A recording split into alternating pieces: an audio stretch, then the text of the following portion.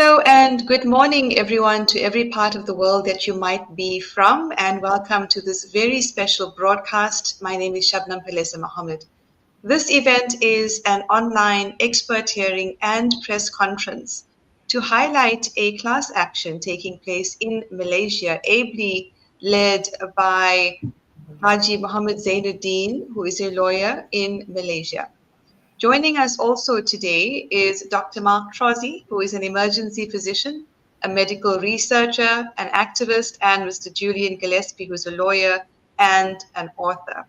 I want to give them their dues in terms of introduction, but by way of context for what we're talking about today. This is indeed a pivotal international press conference focusing on a class action lawsuit against the experimental COVID-19 injections, bringing together legal experts, healthcare professionals, and human rights advocates to discuss the growing concerns, to put it mildly, around vaccine safety and the legal accountability of pharmaceutical industries and governments. The conference will serve as a platform to highlight the ongoing impact of these injections on people worldwide, particularly those who suffer from adverse effects. With mounting evidence of harm, the conference aims to shed light on the urgent need for legal accountability and transparency. This groundbreaking event will offer a detailed explanation of the legal framework underpinning the class action lawsuit and the role it plays in protecting citizens' rights. Additionally, it will explore the international push for informed consent, choice, and the ethical responsibility of health institutions and the media. By addressing both the legal and medical facets of these issues, the conference aims to encourage open dialogue, foster greater awareness, and strengthen calls for justice around the world. So this is indeed a significant moment in the ongoing struggle for individual rights, public health, and medical transparency. It sets the stage for a new chapter in the international conversation about the responsibility of governments, powerful corporations, and professionals in ensuring public health practices remain transparent, accountable, and rooted in human rights. Of course, this particular broadcast and event is supported by the World Council for Health. You can learn more about the World Council for Health at worldcouncilforhealth.org. More about our agenda today. First up, we will be talking with Haji Mohamad Zainuddin, and he will be followed by Dr. Mark Trozzi and, of course, Julian Gilles. Haji Mohamad Zainuddin is a distinguished lawyer specializing in civil litigation, medical negligence, trust, and will execution. With nearly 2 decades of legal experience, he has been actively practicing since 2006, earning a reputation for his dedication to justice and client advocacy. He holds an LLB Hons from University Technology Mara and a diploma in Syria, legal practice from the Islamic University in Malaysia. His expertise and strategic legal approach have led to significant case victories, including securing a RM 3.7 million medical negligence award in the Kuala Lumpur High Court. Of course, he served in various leadership roles as well.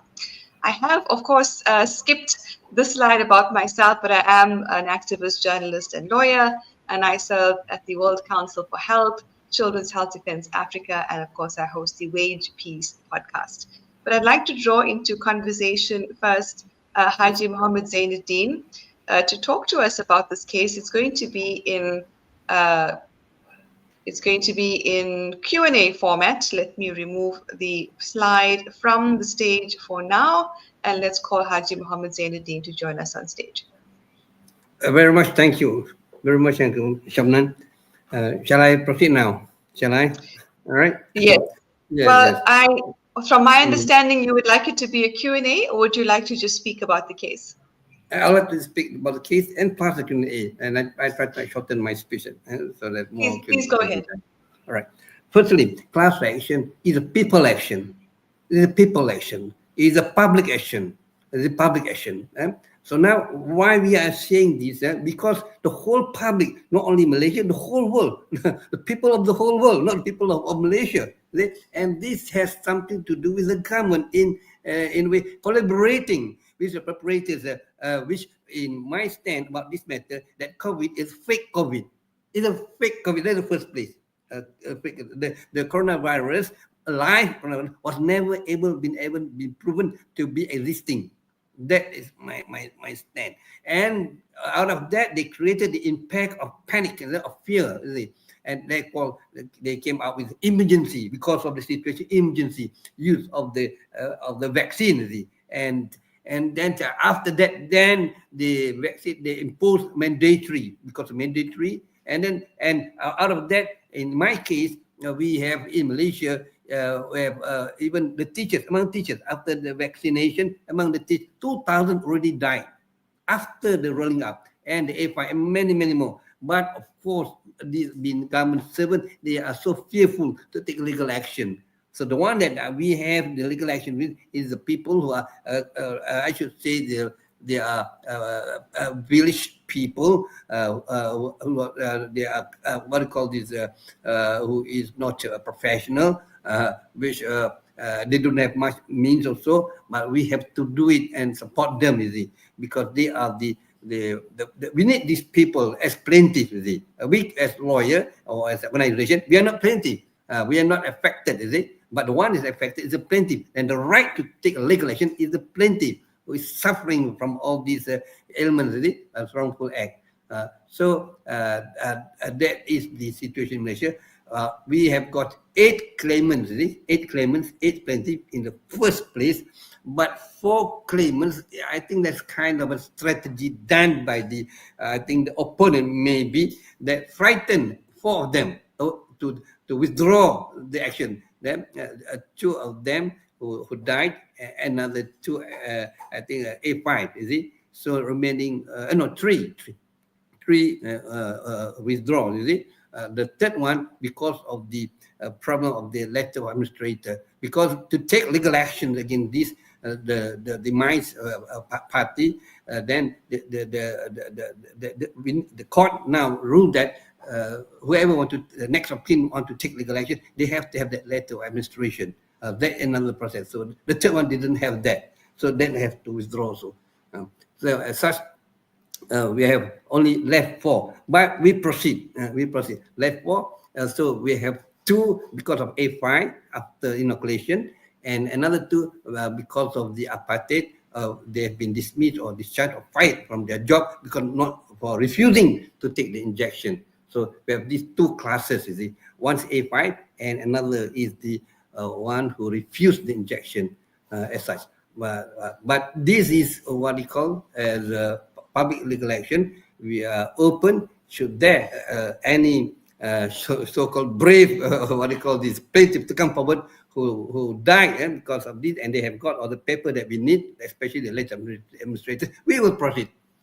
Either we can include in as a joint plaintiff in this current case, or separate case, but we will proceed. So that's how the situation in Malaysia. Excellent. Thank you very much for that overview, and of course for taking on the mantle of this case in what looks like challenging circumstances in Malaysia, but also in countries around the world. I believe all of us here have experience of either taking or trying to take these cases related to the COVID-19 injections to our various courts, and no doubt we're going to understand what the commonalities are, where the challenges are, and how we can show each other solidarity. So they appear to be, as you mentioned, many litigants. You mentioned 2,000 teachers or people who've experienced adverse effects from these shots. No doubt there are many, many others. But from an evidence point of view, what kind of evidence are you utilizing in this class action? Firstly, as I've told you, the coronavirus will never been proven by Nuremberg Code confirmed that there was no record or no submission saying that coronavirus, living live coronavirus exists. There was no. That's the first one. And number 2, of course, this experimental vaccine, and we can see damages immediately after the inoculation. After inoculation, that we call it circumstantial. After inoculation, and also data. We have that circumstantial and data. And thirdly, scientific. And in fact, in our case here, the judge was saying that you making this is a heavy case. So you must make sure that you have strong scientific evidence. Because so far I've been using data and circumstantial, but now strong and scientific evidence. That's why we need our scientists, our doctors to come in to support us on this strong scientific evidence. Are you likely to face opposition from the government's expert witnesses during the course of this class action, which then becomes a case of your experts versus the government's experts with the litigants in the middle? Shabnam, I think I lost your voice, is it? Oh, let me try that again. All right. Are you likely to face a robust opposition from the government's expert witnesses, because you intend producing the evidence of lawyers and scientists and doctors, but government is going to do the same? So are you anticipating government is going to produce experts in those fields as well, who are going to oppose you on this matter and try to say that the litigants have not experienced these adverse effects? Or do you think the courts are more open to hearing your witnesses without discrediting them? The court, firstly, they are open. The court, we have a judge who want to know from our part of the scientific evidence. But of course, the opponent, they are looking all angles, not only all angles possible. They can, refute our claim against them. All angles, only science, every aspect. And we are also ready for all those angles. But we need our scientific evidence more. And also, we need this Norbert Code, Europe, who already get into contact with this organization, also to support us about this non-availability of the coronavirus life ever been isolated. It was never been isolated. That was another part I need support from the rest of the world. Right. And so you mentioned that this case is going to be refiled on instructions of the judge. Surely public campaigning is going to help perhaps to bring more plaintiffs to the front to say that they've also been injured. Do you think the media in Malaysia is going to give you space to be able to reach out to these people across the country? Oh, not the main media in Malaysia, as you have said in other countries. The main media, can you listen to me? Can you hear me? Yes. All right. Yeah, the main media followed verbatimly of the WHO narrative and all the other sides. And they are just, I call them, they are collaborators and perpetrators equally. That's why we sue our own government and our prime minister, 3 prime ministers. We all we sued them in person because we have given everything to them. And we have already collected over 200,000 petitions. 100,000 patents enough for the parliament to open debate in the parliament about this issue, but it was never been done. And we put up 1,500 police report. None, no file was opened up for investigation. That's why, and then of course when we invited this our press conference, none of these people came. That's why we're moving forward the way we are now, privately. Yes, well, we are recording this event and we'll make it available across various platforms, and hopefully we will be able to reach the media in Malaysia and around the world, but also lawyers who are thinking about instituting class actions on the behalf of plaintiffs and their families who have suffered enormously. And in addition to that, scientists and medical professionals and health professionals are willing to support this case with evidence. With regards to the health professionals in Malaysia, are they also seeing these adverse effects? Surely they are seeing them amongst their patients. Have they reached out to you? Do you think they're also afraid to speak out in the current climate? Yes, in fact, we got a case. I think another case a bit prior to them. More number of people briefly came out. 43 plaintiffs through one organization, and they have got a lawyer to do that. But because of some technical or further better particulars issues, they couldn't get the answer to that. And the judge,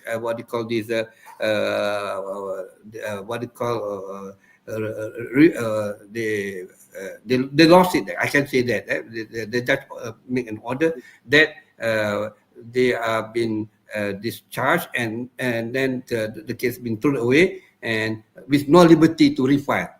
With no liberty to refile fresh. This is to me, it's very, very sad. Whereas our case, we withdraw right because of this technical, but with liberty to refresh, file afresh. That's why we are still going on. And then with that, we also welcome other cases to come and other lawyers to come to collaborate with us. So that's an advantage in your case in that you have the Yes, option to refile. The yes, yes, defendant case that you are leading include the government, the WHO, and the pharmaceutical industry. Have the yeah. WHO or the pharmaceutical companies responded to the case? Have they filed any notice of opposition, or have they just chosen to ignore the case?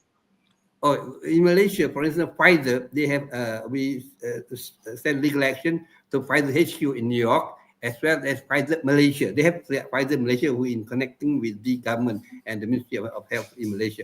So the one in Malaysia is really responding, really seriously responding with so much thing. Of course, because the better particles issue and other things that which we also addressing the what they call point blank or confrontally against what they are trying to put up, is it? But for the Pfizer New York, for instance, there is a procedure. They are out of our jurisdiction. There's a procedure we have to go through, see, to apply to court leave, see, to file parties who are out of our jurisdiction. So we are doing that also. But in terms of responding, yes, through Pfizer Malaysia, they are responding on us. Well, it appears as if similar contracts have been signed in Malaysia that we've seen signed here in South Africa. There was a case that did go to court on these Pfizer contracts and did make particular stipulations about in which forum and what jurisdiction, and also clauses around giving indemnity to these pharmaceutical companies. So governments, in other words, the taxpayers and other people of the country would be liable for any adverse effects caused to people in the country or deaths for that matter. What is the compensation scheme like, if any, in Malaysia for people who've been affected? Because to my knowledge, every country that was administering these injections has been, if they signed those contracts, were required or agreed to set up a compensation scheme. Does that exist in Malaysia? And if so, is it working? It seems to be existing, but it seems to be not working, you see. I think like it's more like a gimmick, you see. For instance, one of our clients, you see, A5 client, he suffered A5 seriously, and the clinic or the hospital admitted this came due to the injection, directly the injection. And then the government department, Ministry of Health Department, offered ringgit Malaysian 2,500, whereas this claimant, this plaintiff, already on own money spent for her own for own medical treatment, 40,000 already. So it is just something that's to us it's nonsensical. 2,005 to 40,000, and that is ongoing. You see, I don't know. And but they have said that now, quite recently, they put up some kind of 500,000, but I don't know, 500,000 ringgit. But that in reality, we didn't see that. But So in that's common campaign, in other countries as well. We're certainly seeing that in South Africa, where to our knowledge, only 3 people have been compensated since 2021.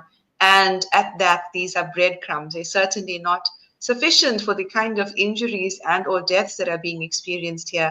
And so what we did via one of our local organizations in South Africa is to launch an independent reporting system called SA-VARES, where civil society, the victims, families of victims, survivors can file reports along with our medical health professionals, lawyers, etc. So perhaps that might be needed in Malaysia as well, to have more transparency around what people are experiencing. And if you're watching this broadcast now, I would certainly ask you to support the legal team in supporting plaintiffs in this case and others who need to know that there are these efforts towards transparency, accountability, and justice, so they can also become plaintiffs in this particular matter.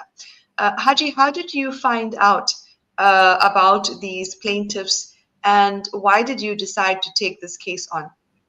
yeah, this is actually sorry to say, demonful. It is to me. This is the plan which is inhuman. It's truly is human. There's no justice here. as I've told you, first of all, the coronavirus was never been able to be isolated to prove to existed. It's all campaigning, of course, serious campaigning, and then they make an emergency. You see, out of that they create the emergency impact, and then that they approve the emergency vaccine, and that unfortunately the so-called the emergency vaccine proved to be damaging, to be toxic food. You see, and people damage has been done. People died. People suffered. As in our case, our plaintiff, they died and suffered. So it is actually by criminal way, by civil way, we have all the right to stand up for the right of the people in the class action. Absolutely. What relief are the plaintiffs looking for in this class action? What do they want the court to order? All right, I followed one Indian case, very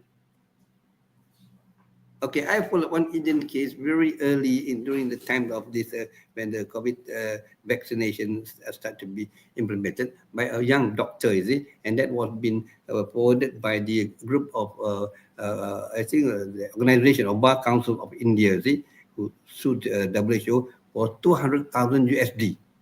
The young doctor who died because of this very late, 200,000 USD. So with that, I think like our case, they are not professional. So we put it not that much, you see. So we put it for who died only 30,000 Malaysian ringgit. If Malaysian ringgit 30,000 million compared to 200 million USD in the case as to the young Indian doctor. So around that, and then if you divide it by four into to change to exchange rate to American dollar is 30 million divided 4. So around divided 4, how much is that? Is around USD. 30 million divided 4, yeah, around 7.5 million only USD, and equivalent to Malaysian rate 30 million for who died. And these who died, they have professional income. They have got good income. We get, but those who housewife who died, housewife no professional income, no income in terms of earning income. So half of that from 30 million ringgit to 15 million ringgit, or half of 7.5 USD. So that's how we put it that way, and we support with our other cases, not only depending on the Indian case or other local cases to the amount. And those who are suffering for the A5, 10 million, right? 10 million USD. And then those who have been discharged, been fired of this refusing the injection, 5 million Malaysian ringgit. That's the class of compensation we file in. Yes, and yes, also make declaration that we want our government to exit WHO, and this has been done by the U.S. government, by Trump, Donald Trump. I think that's good precedent for us. Exit, yes, because they are not doing the job. There's no efficacy at all. The vaccine is no efficacy at all. It's more campaigning, and damage has been done. Well, certainly the World Council for Health has been campaigning against the WHO to expose the pandemic treaty and the international health regulations, and then arriving at a decision that people and organizations and countries need to withdraw from the WHO because, of course, it is corrupted through conflicts of interest, funding and lobbying of the pharmaceutical industry. You talked just now about the economic impact on these plaintiffs. What cumulatively might be the economic impact on Malaysia? We did calculations in South Africa based on the reports and the data we were getting through SAVERS. And certainly there is an enormous loss, first of all, to these people and their families, but also to the economy of Malaysia. If we were to use, for example, the research of people like Denai Ranco, which Dr. Mark Trozzi will probably highlight about the number of people who've been effectively genocided through this COVID-19 operation, from the lockdown to the policies instituted by governments to these injections, certainly an economic impact is already being felt or is about to be felt. Do you think this will also be seen in Malaysia, where the economy is going to be or already is damaged or destroyed? Yeah, this impact economic with socio-economic, is it?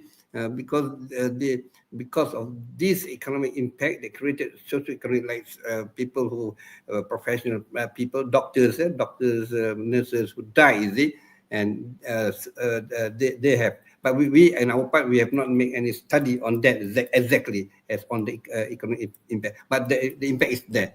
We more concerned on the evidence that we have to prove that this wrongdoing, this wrong malfashion and misfashion is a civil wrong and also criminal wrong to the public by the government and by the perpetrators. So more on that. All right. Well, Julian Gilles has also been involved in and or supported a class action in Australia. So I'm sure he'll speak to us about that soon. And if you are a lawyer in any part of the world who's instituted an action in your courts or a class action for that matter, we would ask and encourage you to please be in contact with Mohamad Zainuddin from Malaysia so that we can combine our efforts in evidence and in advocacy to ensure that the plaintiffs around the world see justice. Any closing words from you, Tuan Haji, before we move on to our next speaker? Yeah, this is really wrongful, demonful, this what I call Dajjalic, and we need to fight all out. There's no way, because they are going to do, and even to proceed, even we have shown everything, they want to proceed. It's not logical. It's inhuman. They want to proceed.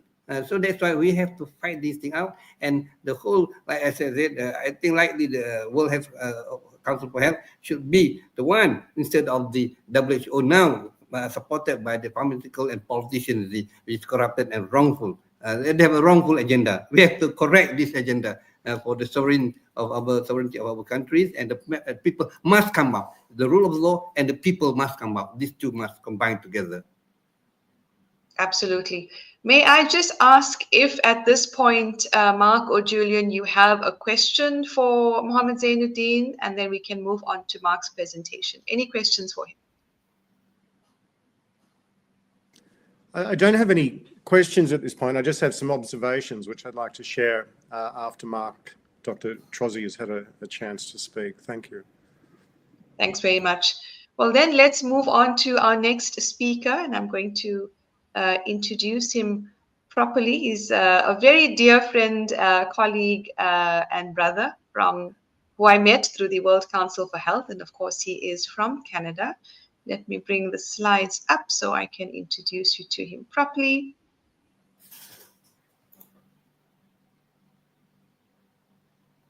All right, Mark, I wonder if I could introduce you before you bring your slides up. Yes, please. Great. Try that again.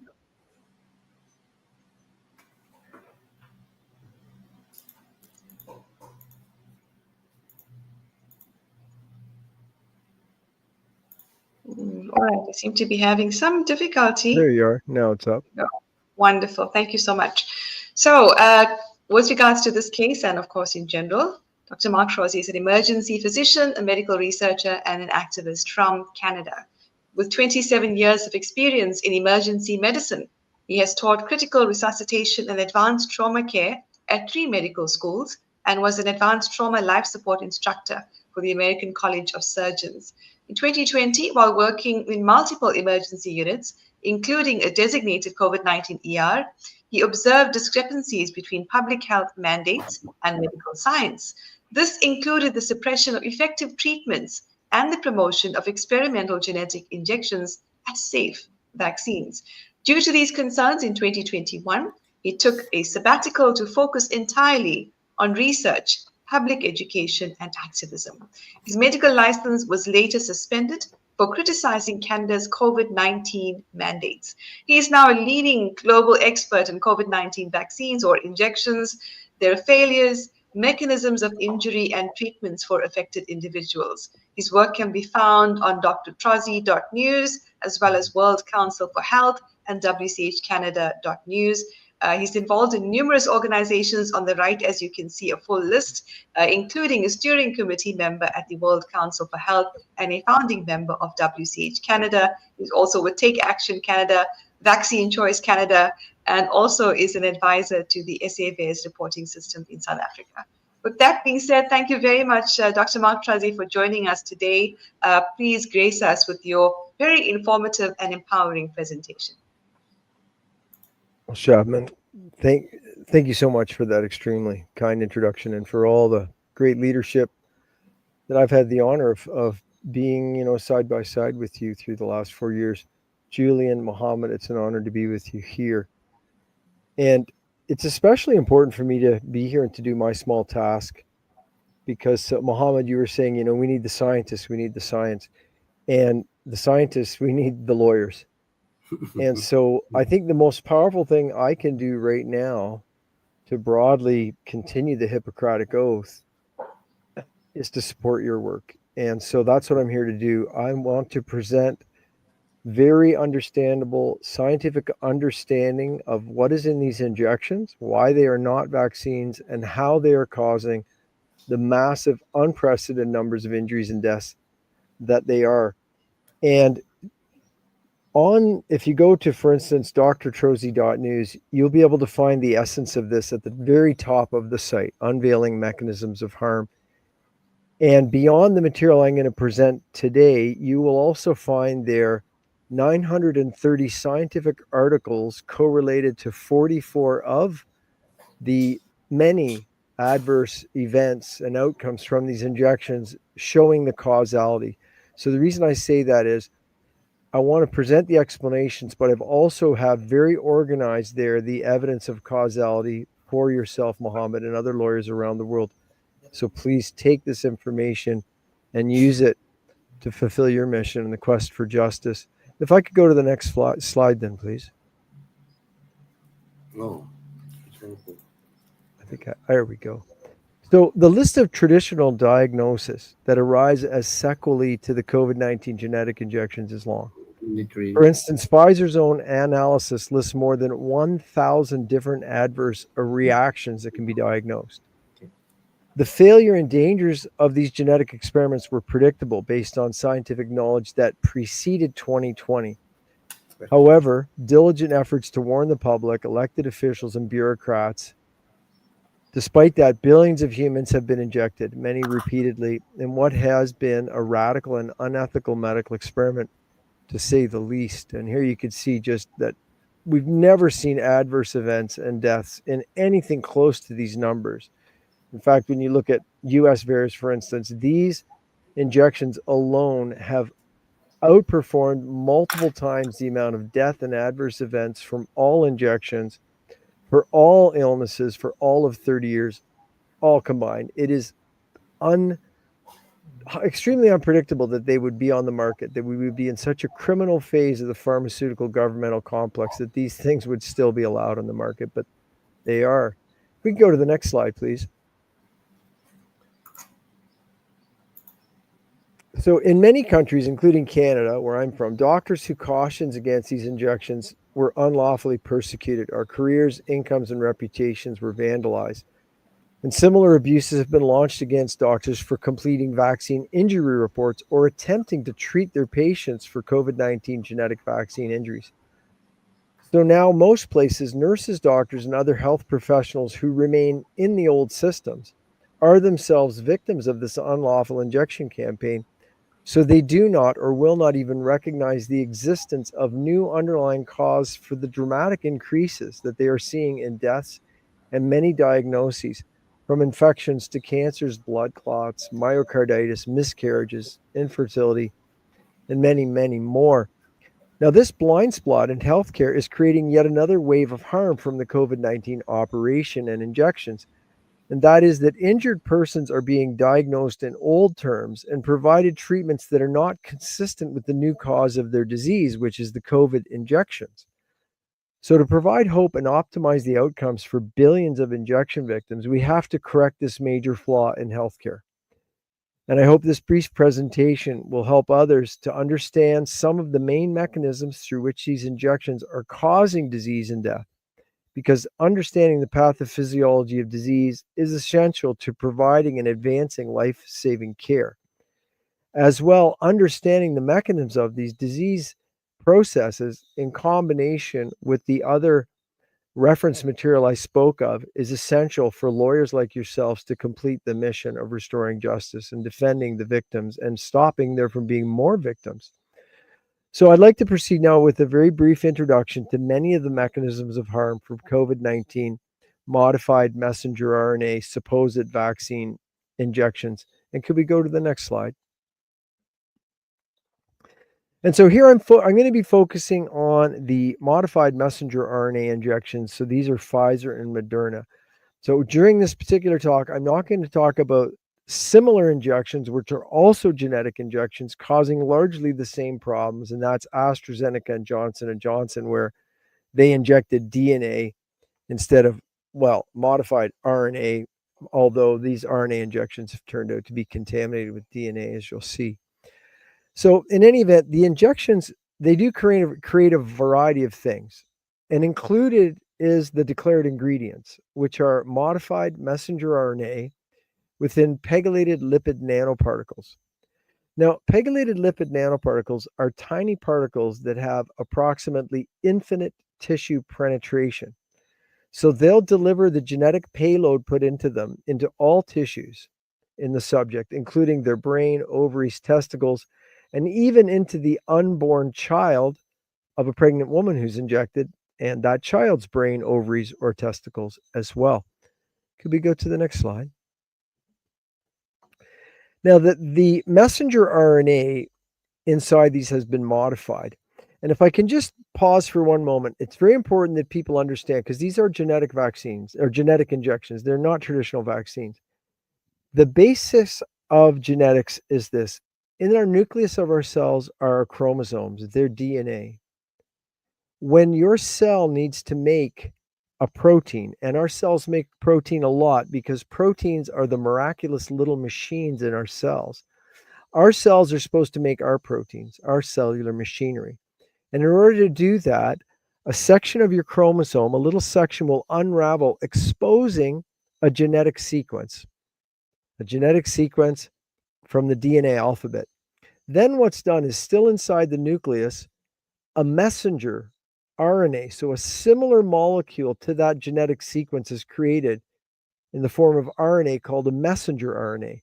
And that messenger RNA is then taken out of the nucleus into the larger space of the cell, where there's a small molecular machine called a ribosome, whose job it is to read that messenger RNA and put amino acids together in the right sequence and create a miraculous protein that your body needs. That's what's supposed to happen in your cells. Your DNA is used to make messenger RNA. The messenger RNA is used to make your proteins. And the messenger RNA only lasts somewhere between 20 minutes and a few hours, and then it's gone. So it only makes so many copies. But these injections, this messenger RNA has been modified by substituting what's called N1-methyl pseudouridine in place of uridine. So one of the letters in the alphabet has been changed with a modified version. And this gives the RNA an extremely long half-life of at least a half a year, although I think we have studies now showing persistence up to 700 days. So what this means is this genetic sequence is for the most toxic part of the coronavirus, the toxic spike protein. So this means that the human cell will continue reading this modified messenger RNA over and over and over and over, and just continue poisoning the person's body by producing the toxic spike protein. As well, this modifying of the uridine introduces errors in reading the RNA. And so what that means is, in addition to the cells predominantly producing this toxic spike protein, they also produce a wide array of unpredictable random proteins and pieces of proteins. And as I mentioned, the production of both the spike protein and this random collection of protein bits goes on for a long time, at least 6 months. Could I go to the next slide? So that's what the ingredients said was in them. Now keep in mind, the label said vaccine, but the ingredients said the genetic experiment I just described. However, it turns out, in addition to those ingredients, there's more ingredients, and that includes various undeclared contents and contaminants, both in terms of chemical contaminants, and if we can go to the next slide, and as well an array of plasmid DNA. So this plasmid DNA includes a list of very concerning genetic sequences that are not supposed to be there. The list of these sequences and their analysis is the subject of ongoing study, but this includes the presence of SV40 enhancer and SV40 promoter sequences. Completely fraudulent that they're there. And these are genetic engineering tools which are used to facilitate the incorporation of foreign DNA into the subject's chromosomes. So this means we're facing the very serious risk of permanent genetic modification of human subjects.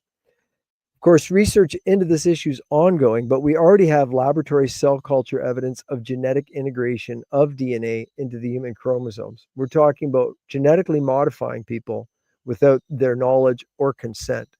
If we could go to the next slide. So I'm just going to continue on the ingredients a little more before we go into the some of the mechanisms. But the lipid nanoparticles, they have known serious toxic effects. These existed before COVID, and they're especially can be toxic if they're injected repeatedly, which of course the C19 injections have been injected repeatedly.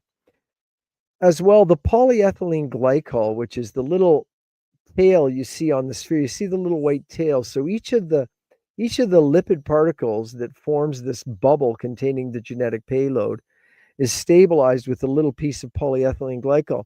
Well, polyethylene glycol is a known toxic internally for people, and it triggers adverse immune responses in actually the majority of people. So these are a couple of the problems with the injections, just to get started before we get to the big ones. Could we go to the next slide? And this brings us to the great toxin in the story, which is the spike protein. So coronavirus spike proteins are themselves a known toxin. And the current engineered SARS-CoV-2 virus spike protein, both as it appears on the proposed virus and as it is produced in the subjects following the injections, this version of a coronavirus spike protein, this man-made version, has enhanced toxicity beyond natural coronavirus spike proteins. And these modifications to the spike protein include the incorporation of a furin cleavage site, which makes it more toxic, and the elimination of the expression of hemagglutinin esterase, which is normally an enzyme on a natural coronavirus spike protein surface.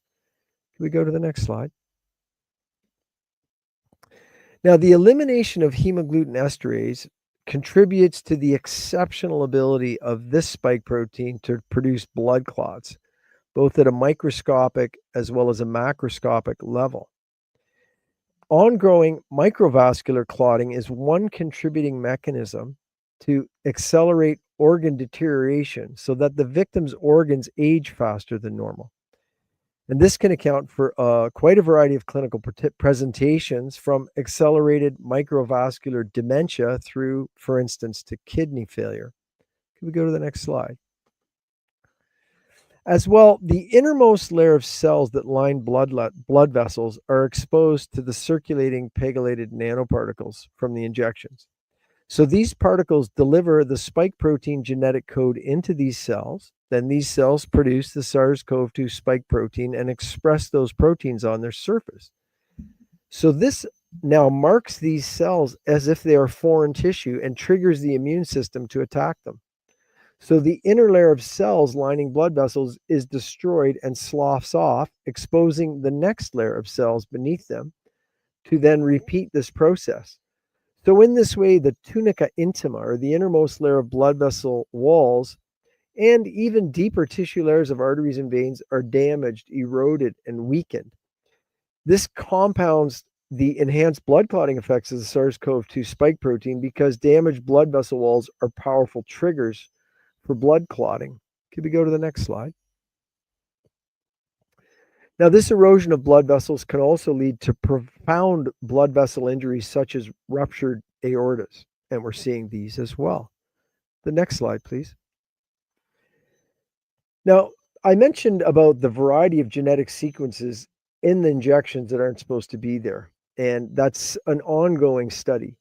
But one of the unusual findings in the genetic analysis of the undeclared plasmid DNA content of the C19 modified messenger RNA injections is what's called a reverse open reading frame at the end of the plasmid DNA section coding for the spike protein. So what this results in is that those ribosomes that read messenger RNA to manufacture a protein, and in this case, sadly, reading this modified messenger RNA to produce this toxic spike protein. But what this reverse sequence, open reading sequence means is it also reads it backwards. And that, of course, would render a completely different protein. Now, strangely, and this is one of the most bizarre things we found, the spike protein genetic sequence, when read in reverse, contains significant sections resembling the very unusual proteins of spider silk. And this may help explain the unusual proteinaceous or protein-formed white rubbery, not really clots, but we've been calling them clots, but these white rubbery protein bodies blocking up dead people's arteries after they've died from these injections. And these are being extracted from many dead injection victims' arteries and veins by morticians and pathologists. Now, the nature of these clots and the reverse translation of the spike protein genetic sequence, of course, requires more study, but we already have this documented. Could we go to the next slide? Now we're going to get into one of the biggest ways in which these injections hurt and kill people. So cells that produce the spike protein, as well as cells to which the spike protein that has been produced adheres via their ACE2 receptors, these cells now have a foreign protein on their surface. And this triggers the subject's immune systems to attack these spike protein-laced cells and tissues as if they are foreign or non-self. And this is one of the major mechanisms of injury seen in the first year following injections. So young hearts, testicles, ovaries, kidneys, brains, placenta, and other tissue samples from autopsies show the tissues of affected organs heavily laced with spike protein and under intense autoimmune attack by the subject's own immune system. This resembles organ rejection that you see in transplant patients. So the victim's organs appear as foreign to their immune systems and they are being rejected by the person's body. Spiked tissues undergoing this autoimmune attack may lead to clinical presentations in days or months following the injection, but they can also contribute to progressive damage and accelerated aging of many organs and tissues for the long term in the cases of people that do survive long enough. Can we go to the next slide? Now, the spike protein also bears some resemblances to numerous natural proteins in the human body. And that includes, for instance, syncytin-1, which is an essential protein in female as well as male reproductive tissues. So the immune response that's triggered against the mass production of spike protein following the injections can also target these natural proteins, causing another collection of autoimmune diseases and adverse effects, including, as you can see, through a reproductive protein like syncytin-1, miscarriages, and infertility. Can we go to the next slide, please? I mentioned earlier, due to the modified uridine in the injected messenger RNA, ribosome frame shifting occurs, which means that many errors are made as our cells' ribosomes read the messenger RNA. So in addition to predominantly producing the spike protein, a large array of random proteins and parts of proteins are produced. Each of these has the potential to resemble a natural protein in the body adequately to trigger more autoimmune diseases. And we are seeing a rash of autoimmune diseases in injected countries. Next slide, please. Another issue is antibody-dependent enhancement. The production of large amounts of spike protein within the subject's bodies triggers a dramatic production of adaptive antibodies to the spike protein. And these antibodies have various toxic effects, including enhancement of coronavirus infections. And this is one of the reasons that we observed increased rates of COVID infection, hospitalization, and death among the vaccinated versus the unvaccinated. And this process is called antibody-dependent enhancement. Now, prior to COVID-19 event, experimental vaccination of animals against coronaviruses, especially against their spike protein, was associated with a very high incidence of antibody-dependent enhancement. So in these experiments on animals, before the whole world was used as an experiment on humans, the antibodies produced by vaccination ended up helping the virus infect the subjects or the animals rather than providing any protection. And what you see in these animal studies was the animals that had been supposedly vaccinated against COVID, they produced antibodies, but they had dramatically increased risk of death from COVID because the antibodies helped the virus, not the person or not the animal. Could we go to the next slide? Now, the subject's dramatic immune response to the spike protein. And when I say dramatic response, folks, you need to understand, a vaccine is a couple hundred or a couple thousand particles of modified, attenuated, or deadened virus. That would be an actual vaccine. These injections contain, depending on the injection, between 40 and 280 trillion copies of this modified messenger RNA. So you're talking about massive production of the spike protein. And so, of course, the subjects now have a dramatic immune response to the spike protein. And this weakens their immune systems in a variety of ways, including suppression of CD4 and CD8 positive T cells. Now, folks will remember T4 cells. That's what you look for to see when someone with HIV is developing AIDS, acquired immune deficiency syndrome. And now, this damage to subjects' immune systems is accounting for a rise in cancers, very aggressive cancers, and a large variety of infections among the vaccinated. We have a new kind of AIDS. It's not HIV AIDS, it's COVID-19, quote, vaccine-induced AIDS. Next slide, please. Now, the injections also have multiple mechanisms for causing cancer. These include immune system damage, but also chromosome and DNA damage. The insertion of foreign genetic material into the human genome has many harmful effects, which are still under discovery. Now, these include the disruption of various tumor suppressor genes, which normally defend our DNA against damage and defend us against cancer. Additionally, the very special engineered spike protein of SARS-CoV-2 and these injections has many unique characteristics, which includes the capacity to migrate into our cells' nuclei and there directly damage the DNA and interrupt tumor suppressor genes. So this adds further potential mechanisms for causing cancer. And I think anyone who's been looking around realizes that cancer is on the rise. Could we go to the next slide, please? Another reason that many of us warned against this genetic vaccine program is the issue of antibody-mediated selection. So antibody-mediated selection is the reason that though vaccination may have a role to avert a pandemic before it happens or an active infection before it happens, it is likely to prolong a pandemic or active infection and drive the evolution of one variant after another if administered during an active infection.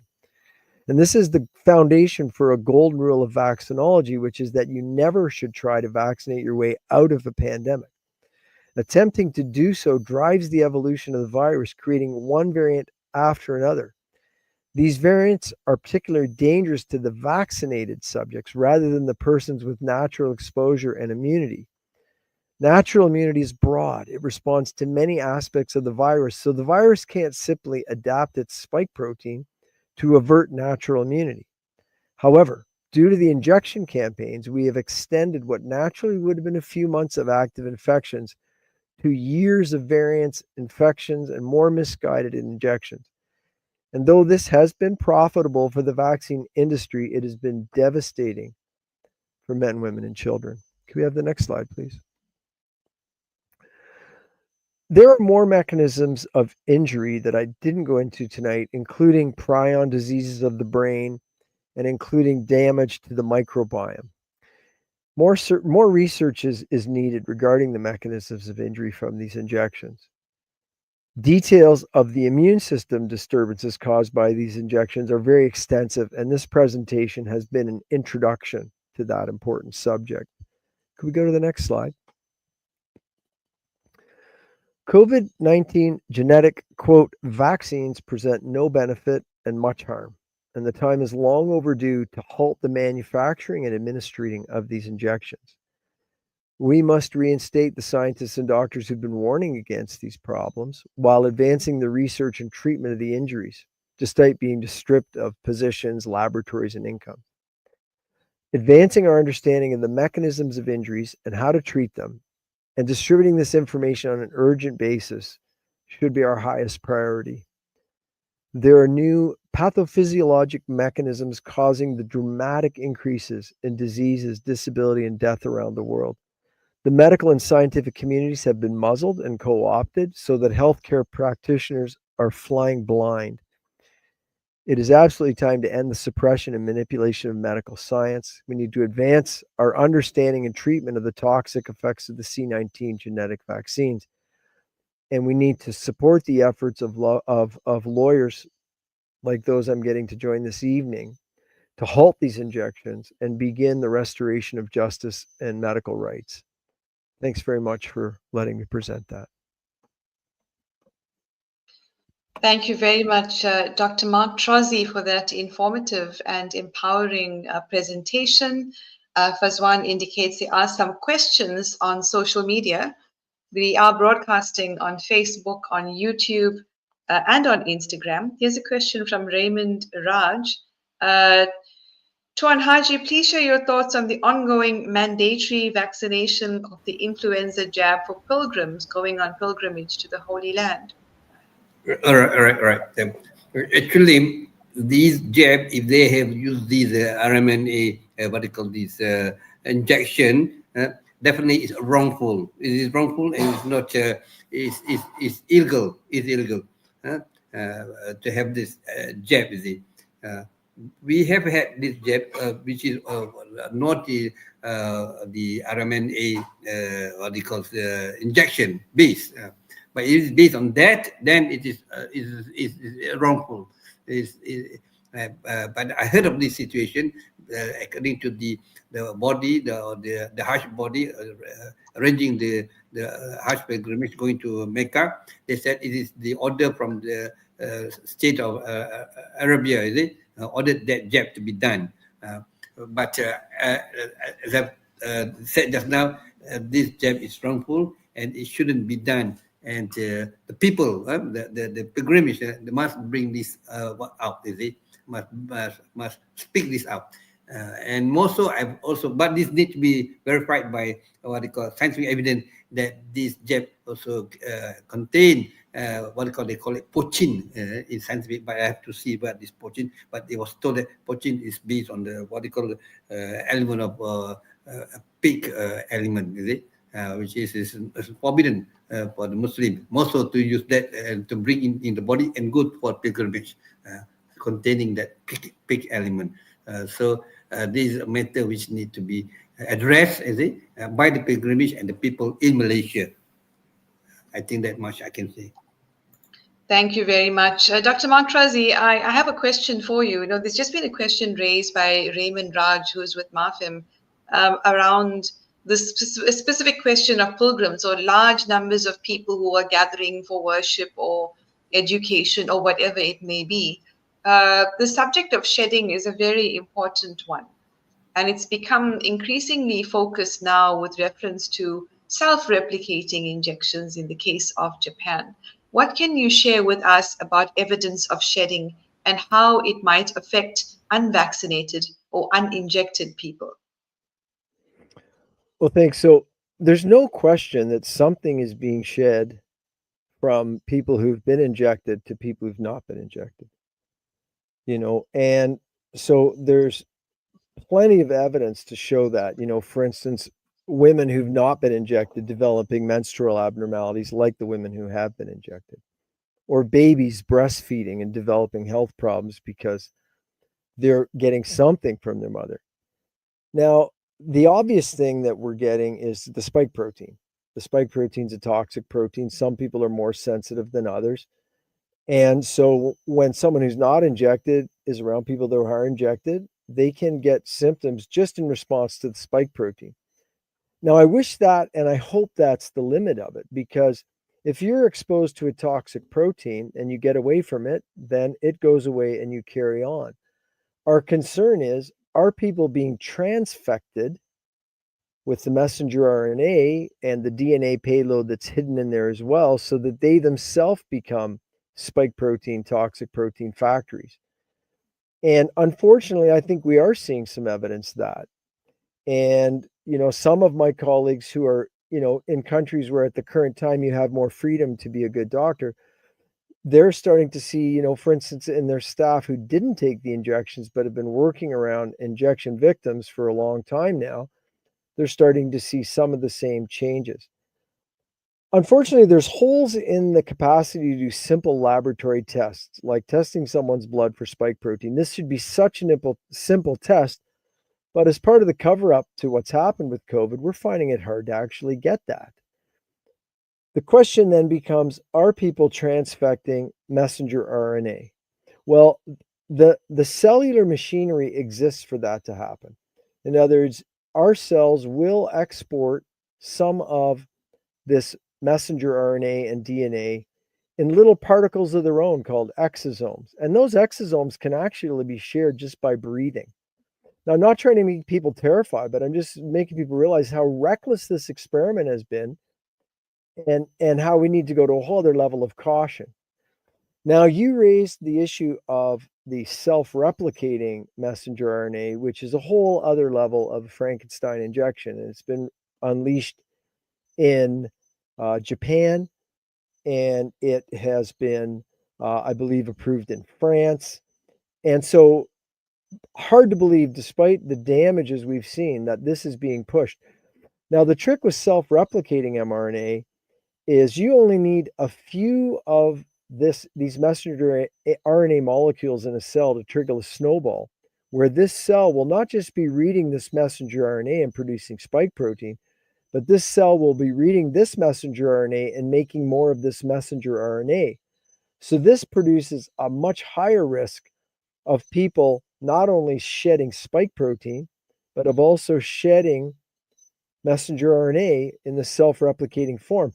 Now, this shouldn't be too much of a surprise, because if you've been looking at the vaccine industry, which is unfortunately a very immoral industry that has been doing bad science and hurting people for a long time, this has been one of their dreams. They've been writing about it. What if we could make an infectious vaccine so we don't have to deal with all these people that refuse to take it? We just got to give it to some of them.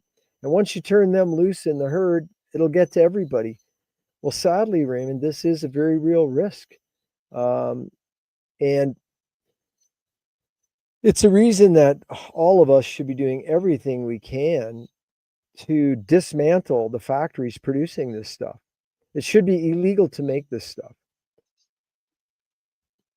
Well, there certainly are weapons of mass destruction that are being utilized against people historically and internationally.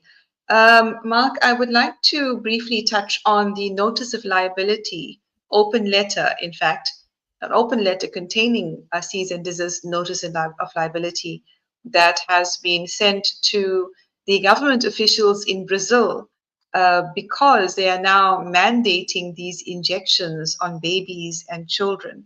Is there any aspect of that letter that you would like to highlight for the audience watching, who are able to then connect the dots that this damage is happening in countries around the world? Well, it's a great letter, and it's got some very concise presentation of some of the sort of science that I just presented. Folks, of course, can find it at worldcountsforhealth.org. And what's going on in Brazil, we're seeing such levels of depravity at a political and industrial level that we're shocked that it just keeps getting worse. So the evidence is extremely clear that these shots are toxic. They do not function as vaccines. They do not block transmission. They do not block infection. They help the infection hurt more people. They drive the evolution of more variants that'll hurt specifically the vaccinated or injected. And in the light of all that, for a so-called government to mandate that babies be injected with it, people need to realize what a level of grotesque violence that is. You know, it's a new weapon, but it's still a weapon, and it's being mandated in Brazil against the children. So I would recommend people look at that letter and get behind it as well. You know, I saw a meme the other day which stated that they're using injections because if they use guns, you would fight back. That's quite a powerful realization of what's going on here. And of course, we're being assailed by various weapons, including GMOs and EMF, etc. And Julian is also an expert on the subject of GMO, and we'll be turning to him shortly. One last question for you, Dr. Mark Trozzi. The World Council for Health has launched a detox study and a guide, which is such a valuable resource for the public around the world. Please talk to us more about that resource. Yeah, sure. Well, you know, it's interesting. World Council for Health was the first organization globally to release early treatment guidelines for COVID. So people, instead of panicking and being driven to fear that they could treat themselves. Also, as you know, in Shabnam, you really headed up this largely. We're the first organization that I'm aware of to issue a cease and desist notice for these injections. And we've tried to also be one of the organizations, along with our allies like the FLCCC and others, to really pioneer what do we do for the victims of these injections. And so, you know, the World Council for Health Spike Protein Detox Guide, that's been there for a while. Now, as we've been decentralizing, because the World Council for Health is trying to getting humanity out of this top-down authoritarian dictatorship on the basis of health and get back to where people are in charge of their health and people are in charge of their own bodies. So in that decentralized process, we've now got, I think, about 40 country councils that have formed. And so each country council is tackling the issue of putting forth their best spike protein detox plan.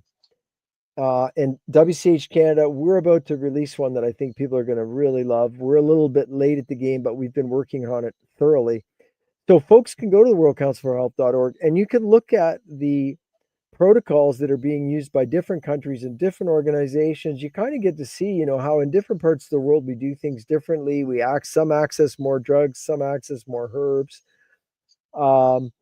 And not only can folks go there, tap into it, and take advantage of the knowledge, but they can also get involved in our spike protein detox study, whereby they can sign in, point out the guide that they're going to follow, document their condition and their progression, and help us sort out how these different approaches are working. Thanks very much, Dr. Mark Trozzi, for highlighting important resources from the World Council for Health and also our many partners around the world, and of course the country councils and their resources as well. Thank you very much for that presentation. I would certainly urge everyone watch it and learn from it. I'm going to move on now to Julian Gilles, who is a lawyer from Australia. I'm going to bring up those slides so I can introduce him properly. First one, if you could assist me with that. Wonderful. Let's move on to the slide. So Julian Gillespie is a lawyer from Australia. He's also an author. Professional background, he's practiced law, serving as a barrister and contributing significantly to the legal community. His legal expertise encompasses various areas, reflecting a commitment to justice and ethical standards. Beyond his legal practice, he authored the book Double Christ, exploring themes related to religious narratives. The inspiration for this work stemmed from his reflection on gaps in biblical accounts. In terms of leadership roles, he is a director at Children's Health Defence Australia. He's also actively involved in public speaking and advocacy, public discourse, providing updates on legal challenges related to children's health and medical autonomy. He's also involved in advocacy and research with various research and legal initiatives. And of course, he's been sharing with us links of some of the papers that he's authored, as well as a citizen petition on the gene therapy fraud. And we'll share those links with you via comments on the broadcast on the various platforms. some of his publications include Spikopathy, Part 1, COVID-19 spike protein is pathogenic. It is a great pleasure to introduce one of my allies, one of our allies in our long walk towards truth, justice, and freedom. Julian Gilles, the mic is yours. I think we can remove the slide. I'll just remove the mute. So thank you for that very kind introduction, Shabnam. Just to correct the record, I've moved on from being a director with Children's Health Defence Australia and have gone back to my independent consultation role, I guess, amongst various groups. Look, I'll just give some brief background before I just discuss what we experience in terms of the issues and obstacles for bringing a COVID national class action, and there would be similar legal issues confronting my learned friend Mohamed with what is proposed in Malaysia. But first of all, we have our prime objective, and it still remains our prime objective, is to seek the suspension and or cancellation of the approvals of the COVID-19 injectables. They are not vaccines, they are legally gene therapies in most countries. In Australia, it's a further step. They're regarded as genetically modified organisms. We've had several attempts with our highest courts in this country, the Federal Court on 2-3 occasions, and the High Court on one occasion. Our evidence has been compelling and very good.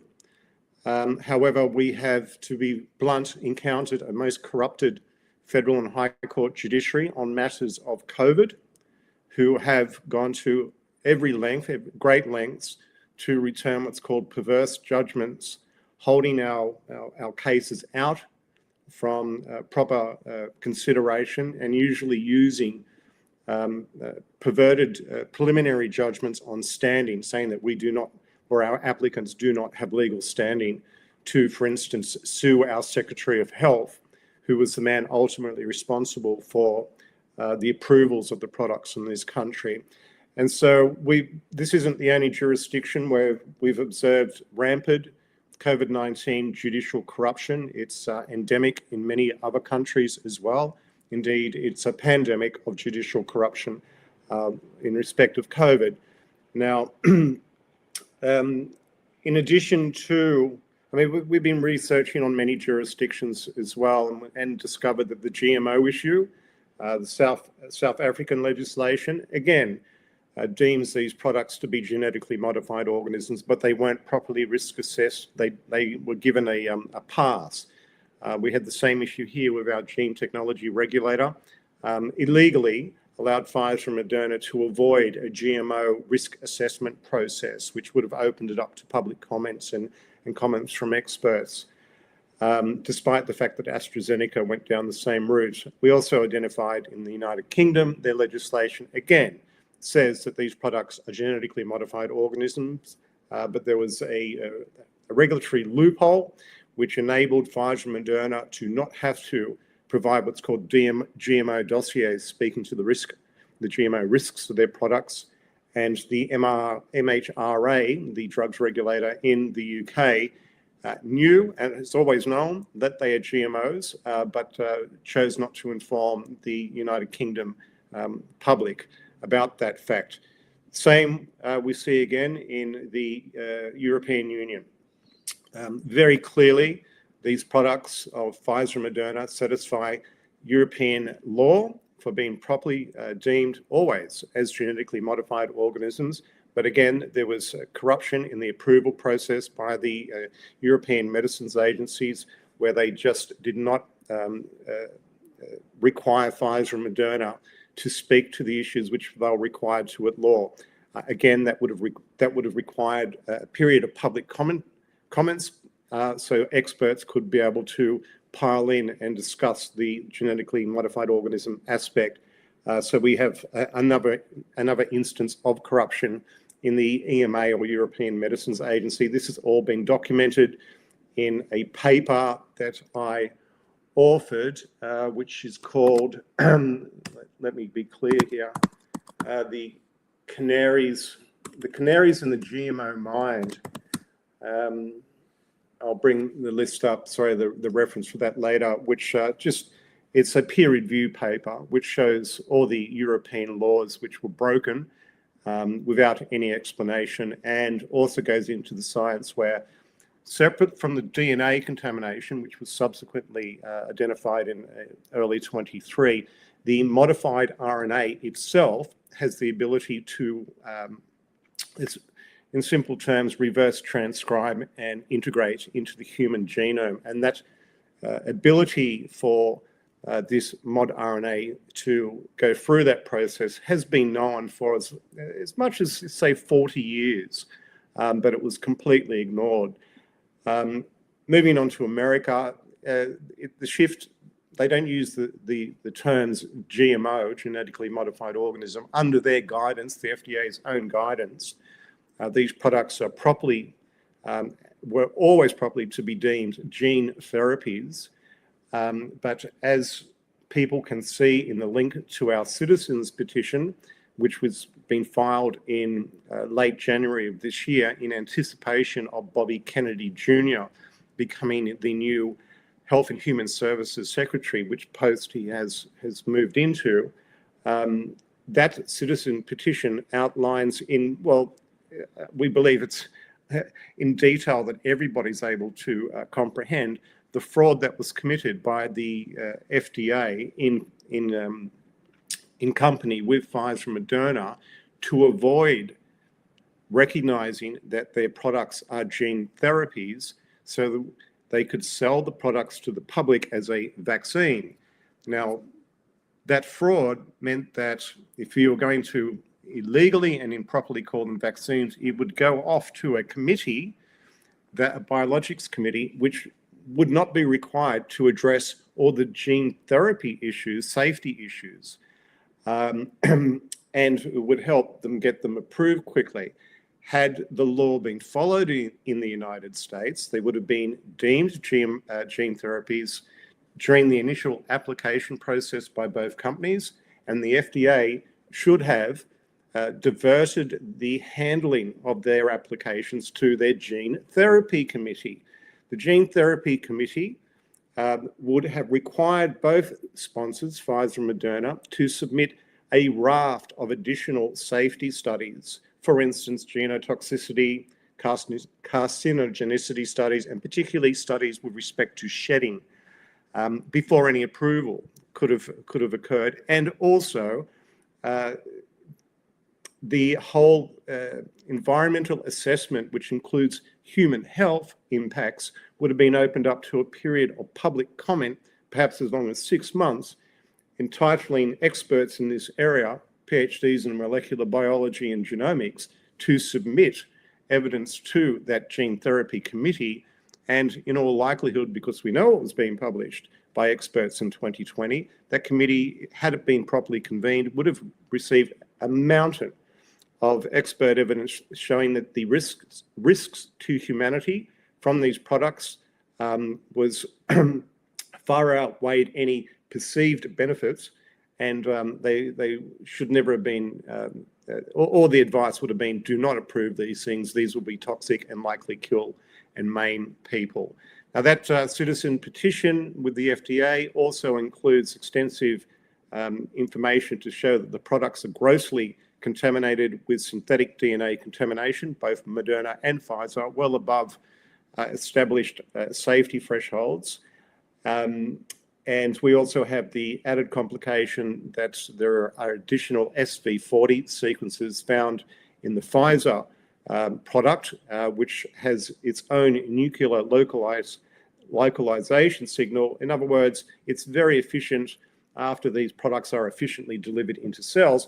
The SV40 sequences ensure that these synthetic DNA has a very fast track transport inside the nucleus of human cells. That science has been established for decades with how lethal and how efficient indeed SV40 sequences are for getting this synthetic DNA delivered efficiently inside the nucleus, and thereafter we've got issues of genomic integration.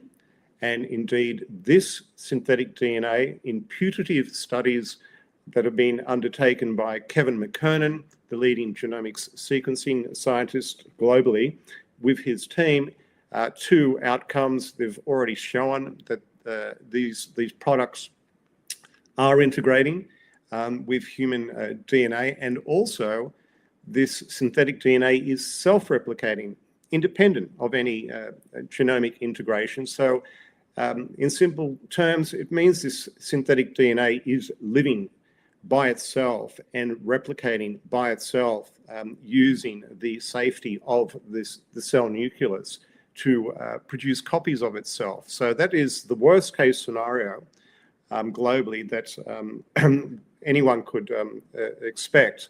And so we have a truly, humanity-changing situation confronting us here. So anyway, that citizens' petition it's meant to be answered by Bobby Kennedy Jr. or the new FDA commissioner, Dr. Mark McCary, and they're meant to give a response no later than July. But gee whiz, they've had this thing for over 2 months, and they're sitting on their hands. There's some untoward activity going on. They have all the evidence needed to suspend these products. They had it years ago. And yet Bobby Kennedy is not doing what we understood Bobby Kennedy would do. And it's not what the American people voted for when it came to MAHA.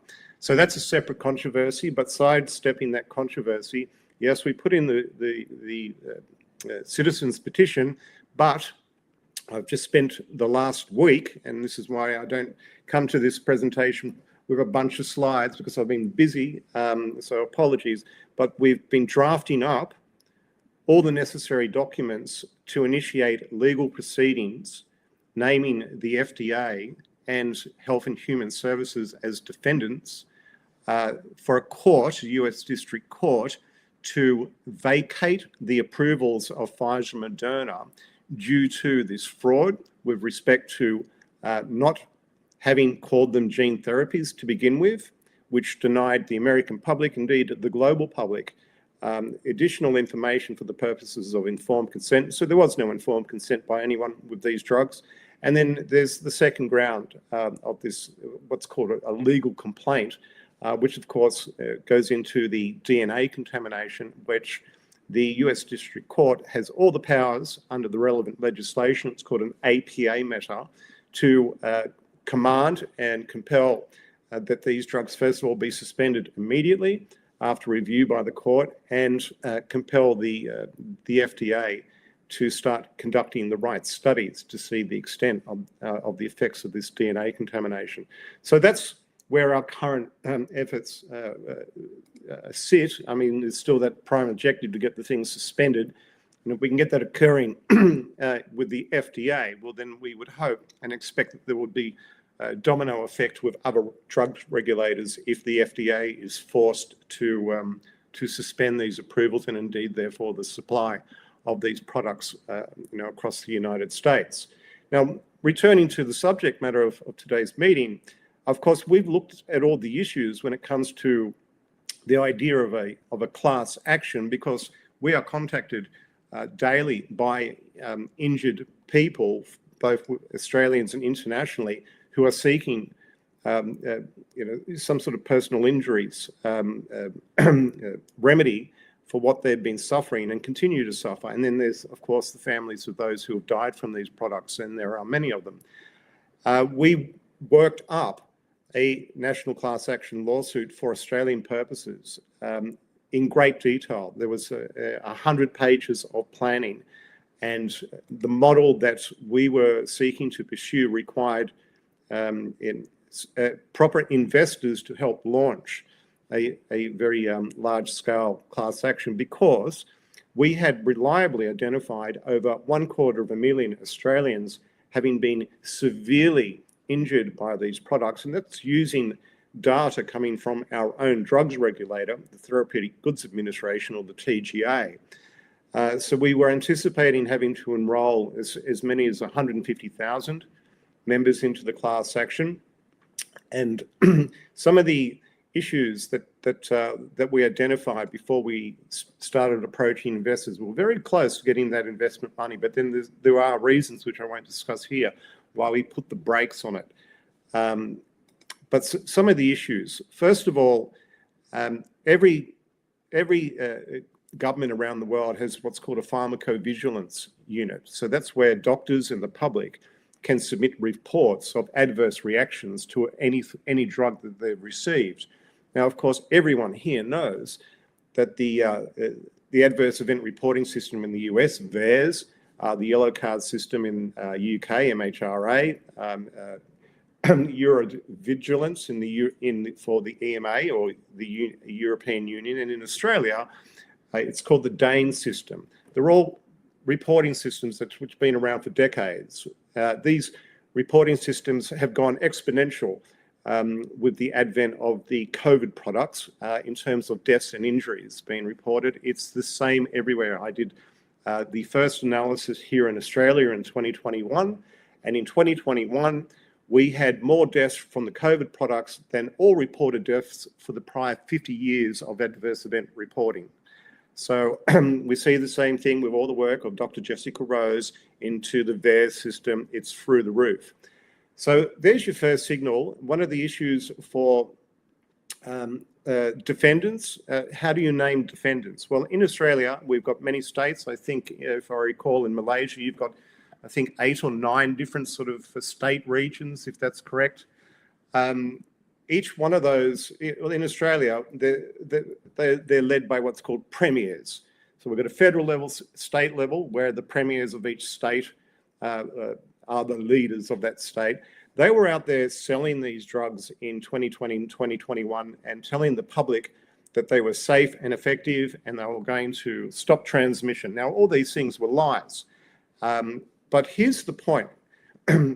All of those individuals are guilty of misrepresentation and essentially lying to their public. But what we do know is that here in Australia, while we had politicians of all people, not doctors, but politicians, telling the general public that these things were safe, go and get it if you want to return to work or if you want to go and have a drink at the pub. At the same time that our politicians were fronting the cameras and saying they were safe and effective, they had their own health departments. There's a federal health department, and then every state in Australia has a health department. And within each one of those health departments is a pharmacovigilance unit. From early 2021, those pharmacovigilance units received exponential spike in adverse event reports for these COVID drugs as soon as they were rolled out, with deaths immediately spiking and injuries immediately spiking. The point being is that any politician who was fronting a camera saying these were safe and effective, they possessed knowledge, or at law are presumed to possess knowledge, that their own adverse event reporting system was showing that these things were killing and injuring people. So that immediately produces a real problem of liability for these politicians. They become guilty and participants. And so the state and their minister actors, all those minister actors, they are liable. That's how you bring liability against the state or against your federal government. Same thing with our federal government. We had our Prime Minister, Health Minister and Chief Medical Officer fronting cameras saying these things are safe and effective. But we know that at the very same time they were making those public statements repeatedly over weeks, indeed months, their own pharmacovigilance units within their health departments were receiving extraordinary reports of deaths and injuries. And so they were messaging while they had knowledge that these things were killing people, which is extraordinary. But that's how committed our politicians were, because they were clearly getting paid by somebody. That's just a general allegation of corruption, but that requires further inquiries and orders of discovery further down the road. On the issue of causation, any member of a class action who has been injured must be able, you can find liability, you can show that ministers illegally made representations about the safety, but each individual who's been harmed, they still need to show causation. That is, A, they went and got the shot because they listened to those statements from politicians and government ministers that they were safe and effective. That's easy enough to establish because it was just across everyone's television. Likewise, it was probably across all televisions in Malaysia as well. But then you have to show that your individual health injury was caused by the vaccine. Now, that's where a lot of governments have refused to initiate studies to assist to show that, for instance, the spike protein and all the lipid nanoparticles and all the DNA contamination have been causing these myriad adverse health outcomes. They do not want to undertake those studies because if they do, they'll also be proving liability against themselves for their own cases. In Australia, yes, there's a ton of studies, peer-reviewed papers out there. They number over 4,000 now, particularly with React 19 listing over 4,000 papers, peer-reviewed papers of injury and death. That's a very, very weighty body of evidence, and it would have to be presented mostly on a circumstantial evidence basis at this point, because we don't have a lot of discrete lab studies. But what we do have in Australia, and I dare say there's hopefully a similar system of medical reporting in Malaysia as well. In Australia, all the states, if they want to be reimbursed, because we've got a national health system, Medicare, and the states provide the medical services to their populations, and then they seek reimbursement from our federal government at the end of every year. And that's an accounting process where they put over records to the federal government showing all the medical services that they provided for their populations during that 12-month period. In this country, they are called DRGs, Diagnostic Related Groups.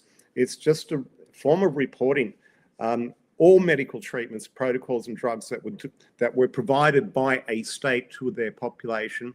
And it allows a particular federal government pricing authority to review and say, yes, okay, you provided, $2 billion worth of services. Here's a check of $2 billion worth of services. The point I'm trying to push here is that these COVID drugs, we've got background rates of so many different illnesses, and they are generally pretty steady, even if they're cancers leading up to, throughout 2020. But as soon as we hit 2021, we see an array of different disease and injuries just spike off the roof because of the adverse event reporting systems, and now, of course, including cancers. My point is that all diseases and illnesses, including cancers, leading up to the end of 2020 have been tracking at a pretty stable rate for like the 5 years prior. You can always get that background rate. Then you go into 2021 and beyond, and you get a spike in so many different diseases and illness, including death. But our Australian Bureau, our national statistics body, refuses to analyse that. However, all the states here in Australia, if they want to get their money, they have to write down all those illnesses and diseases, including cancers and deaths, that they treated from 2021, 2022, and 2023. Those diagnostic related group, that data we reviewed for the 5 years leading up to 2021, and it's really quite consistent. But then all of a sudden, the health services provided by our various states went through the roof for a vast array of disease and illness, including death. The point is, from a statistical analysis, we see 3, 4, and 5 sigma shifts in the increase of disease and illness types.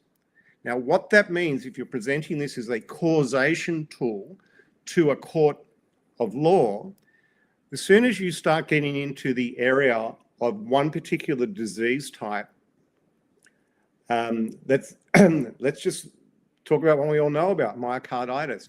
As soon as you start getting into a 4 or 5 sigma increase in myocarditis, that means essentially that it's not natural. It means that it was man-made, okay, in statistical terms. And it's not very difficult to show a judge that.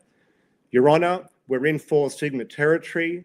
That can only mean that there was a man-made intervention here, and the only intervention that was common to all of these myocarditis sufferers was that all of those myocarditis sufferers received a COVID drug. It's the same for all the other illnesses that we see. A lot of the neurological illnesses went into a 4 or 5 sigma increase in terms of the number of events in 21, 22, and 23. Again, you can turn around to a court and say, Your Honour, we've just shown you from the medical records that there was a 5 sigma increase in this sort of, whatever you call it, autoimmune disease. Your Honour, that means statistically that it was unnatural. It did not happen naturally. And the only common intervention for all of those autoimmune sufferers seen in all of our hospitals in that period was that we can show via the records that they each received one of these products. And so it's a different way of establishing causation where we don't have discrete molecular biology studies, lab work for each one of these, disease types, but we have this extraordinary rise in the disease types, which is unnatural. And so it's a mathematical way of proving causation for class action members. And so if you've got, for instance, 100,000 people enrolled in the class action, if 5,000 of them have had subclinical or clinical myocarditis, they each received one of these COVID drugs, and you can show that myocarditis in Malaysia went to a 5 sigma signal in 21, 22, or 23. Well, then you're able to show the court, Your Honour, 5 sigma means it was unnatural. Of the 5,000 class members with myocarditis, each one of them received the drug. They all received a drug which has caused, this outcome. Otherwise, myocarditis has been, at least that one has been acknowledged by the authorities as an outcome from these drugs. So that's one of the primary issues for any class action is causation.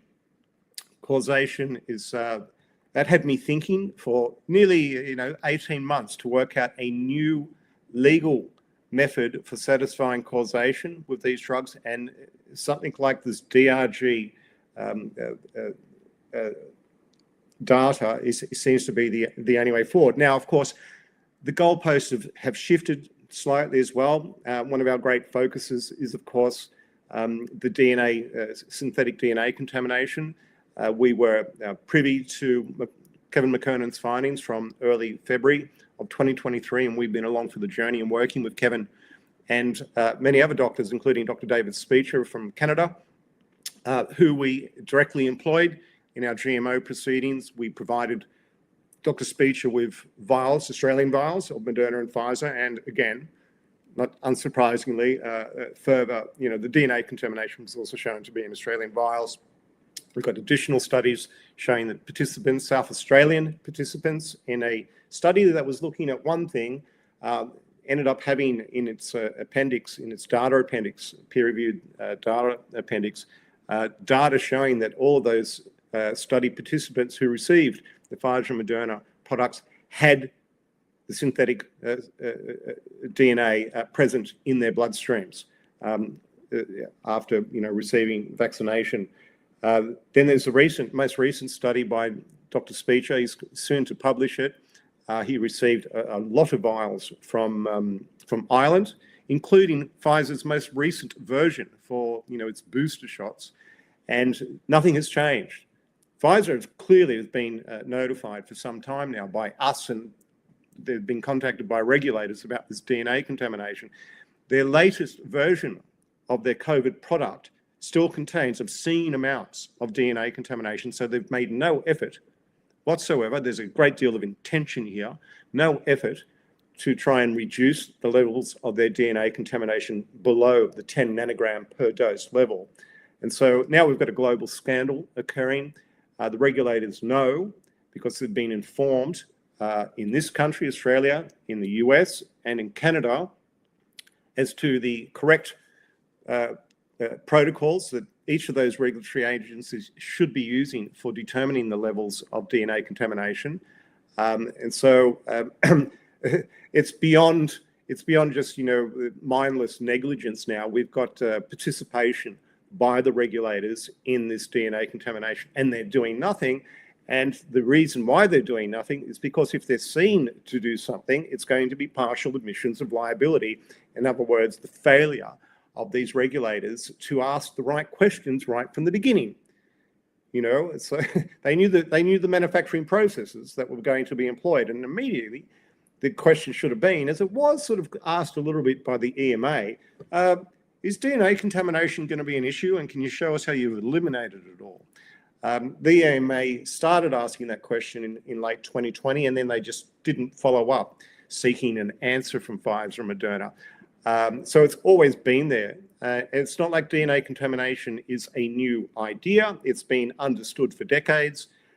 Indeed, it was understood with the rollout of the polio vaccine in the late 50s and early 60s. So the US has had discrete experience, drug regulators, with not only DNA contamination, but that was full simian virus 40 contamination. At the same time, the Commonwealth Serums Laboratory, CSL, which is located in Australia, they were producing the polio vaccine here in the early 60s as well. They were contacted, I've read these documents myself, contacted by their US counterparts who said, hey, Aussies, we found our polio vaccines are contaminated with SV40. You might want to check your own. Our CSL labs did check the polio vaccine that they were producing here in Australia, and yes, they confirmed that they were riddled with simian virus 40. They said that they had deactivated it, but they still left the DNA fragments in the polio vaccines and administered them to Australians.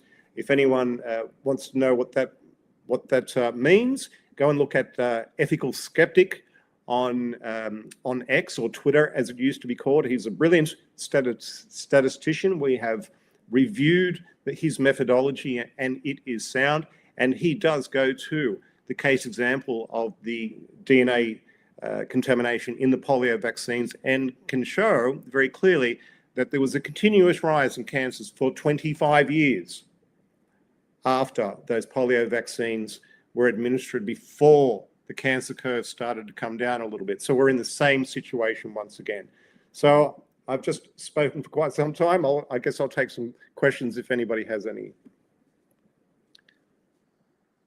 Thanks very much, Julian. That was fascinating to listen to, and terrifying in some ways as well. But of course, we're never afraid, because we know why we do the work that we do. Dr. Mark Trozzi is also, go ahead. Shabnam, just one final thing. It's on the issue of causation. Where the causation, just for general injuries and death, we came up with a solution for using diagnostic-related groups or medical records for treatments. The DNA contamination is much simpler from a legal causation point of view, because you only need, if you have now a turbo cancer after you had received these products, once or a few times, you can submit, like you always, as a cancer patient, likely to have a biopsy taken. So the cancer doctors can try and, offer you some sort of treatment after they've analyzed the biopsy. Take the same biopsy and send it to somebody like Professor Philip Buchholz in the US, or to Kevin McKernan's team, or I understand that Children's Health Defence has just started up a new genomics project study just on this issue, which has been led by Dr. Brian Hooker, which is looking for participants. Point being is that we now know how to show if a tumour biopsy has this synthetic DNA contamination in it or not. Kevin McKernan has locked down the testing method that's required, and as one of his patients who is now deceased, he was able to show that the cancer tumour was riddled with the Pfizer synthetic DNA, because it was the only product that he had. He only took the Pfizer product, and it had extraordinary levels of this synthetic DNA, and indeed at such levels that they were able to show that it is self-replicating. It was self-replicating in this patient who subsequently died. qPCR and qubit and fluorometry have been established methods for detecting DNA sequences for decades now, and as a causation tool in court, it's a slam dunk if you get a confirmation based on that testing method. Pardon me, sorry, I needed to put that little bit more in there. I think it's very important because, and thank you, Julian, for a very clear, informative, and empowering contribution to this expert hearing and press conference that we're holding. Of course, there's a number of comments and questions that I have for you.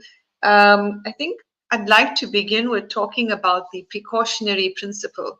It is what we highlighted in our case in South Africa, loosely called the Stop the Shots case. So again, despite the copious evidence that we produced, scientific, but also evidence of conflicts of interest as regards the regulator, the Medicines and Products Regulator that is funded by none other than the Gates Foundation, surprise, surprise. Most of this evidence was completely ignored. And of course, we don't have the resources to go back and appeal, not at this stage anyway.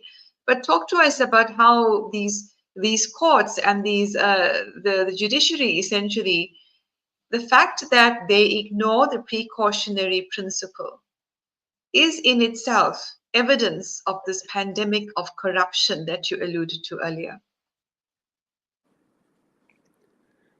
The precautionary principle was something that, I've got a science background, but I had to, learn that myself. Like, it's just common sense, but it's been as a doctrine and guiding principle present and spoken for decades throughout science and the medical community. But that was a principle that was clearly thrown under the bus, under the false, urgency narrative that was common, the common script that all, particularly Western governments, were required to repeat. I mean, let's be clear, the scripts for the COVID emergency that was launched on everyone in 2020, that was a script that came directly out of Event 201. And the evil geniuses that sponsored Event 201, and the participants at Event 201 all internally received speech, scripts to go back to their own countries and mimic. They all parroted exactly the same thing. Now, the precautionary principle was the first thing that my particularly science colleagues and medical colleagues were pushing at our health authorities here, and they just simply would not respond. They would not respond to our open letters saying, you've got to invoke the precautionary principle here before you start injecting people with substances that, hey, we need more time to look at them, but we're looking at some probably serious health outcomes, let alone the genetic issues. And more importantly, and here's where the real kicker is, our team, which is really quite global in its network reach, we've always recognized that the SARS-CoV-2 virus did exist for reasons, and I provided a reference amongst my speakers here behind the scenes for that. However, because there was real illness, and we see that Pierre Corey and McCulloch, they all had to, and you yourself, Dr. Trozzi, had to develop new treatment protocols to this newly new form of virus. Whether coming out of a lab, it doesn't matter, but there were treatment protocols that needed to be created around it. At the same time, we had Professor John Ioannidis, the professor out of, I think it's Stanford or Yale, world-class epidemiologist. He was in February and March presenting reports to the WHO. WHO's up there saying everyone's going to die, and Dr. Ioannidis was saying, well, no, I've done the studies, the epidemiological studies. This thing's no worse than a severe influenza season. And so we had those studies and we were placing those at the feet of our health authorities here in Australia. And we said, this is no worse than a bad influenza season. What's going to kill people are lockdowns, mandates, and genetic drugs, which have never been rolled out on a population-wide basis. When we're only looking at something that's no worse than a bad influenza season, you've got to invoke the precautionary principle here and let people live a normal life, like we have through every other period where there's a severe influenza season. They don't stop the trains and the buses and people going to work. They just develop herd immunity.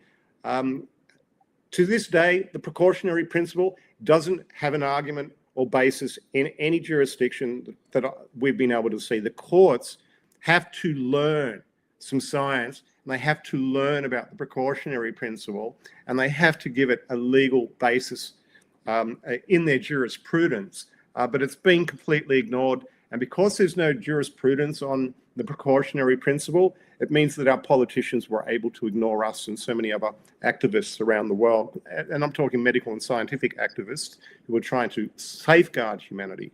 But here's where we're at. Here's where we're at. I must concur with you, Julian, on the facade that was put on by politicians, media, people in white science outfits, etc., costumes, I would say, with regards to safety and efficacy, because the South African contracts very clearly show that Pfizer made no assertions on safety and efficacy. To the contrary, they specifically state that safety and efficacy are not guaranteed. And yet we have these politicians and these talking heads in the media and these WHO-funded scientists going out on TV almost every day talking about safety and efficacy. Not only is that a lie, but in the law, that is fraud and misrepresentation. How can they be held accountable for that? Well, just through trying a COVID class action on, which is exactly what Mohamed's trying to do.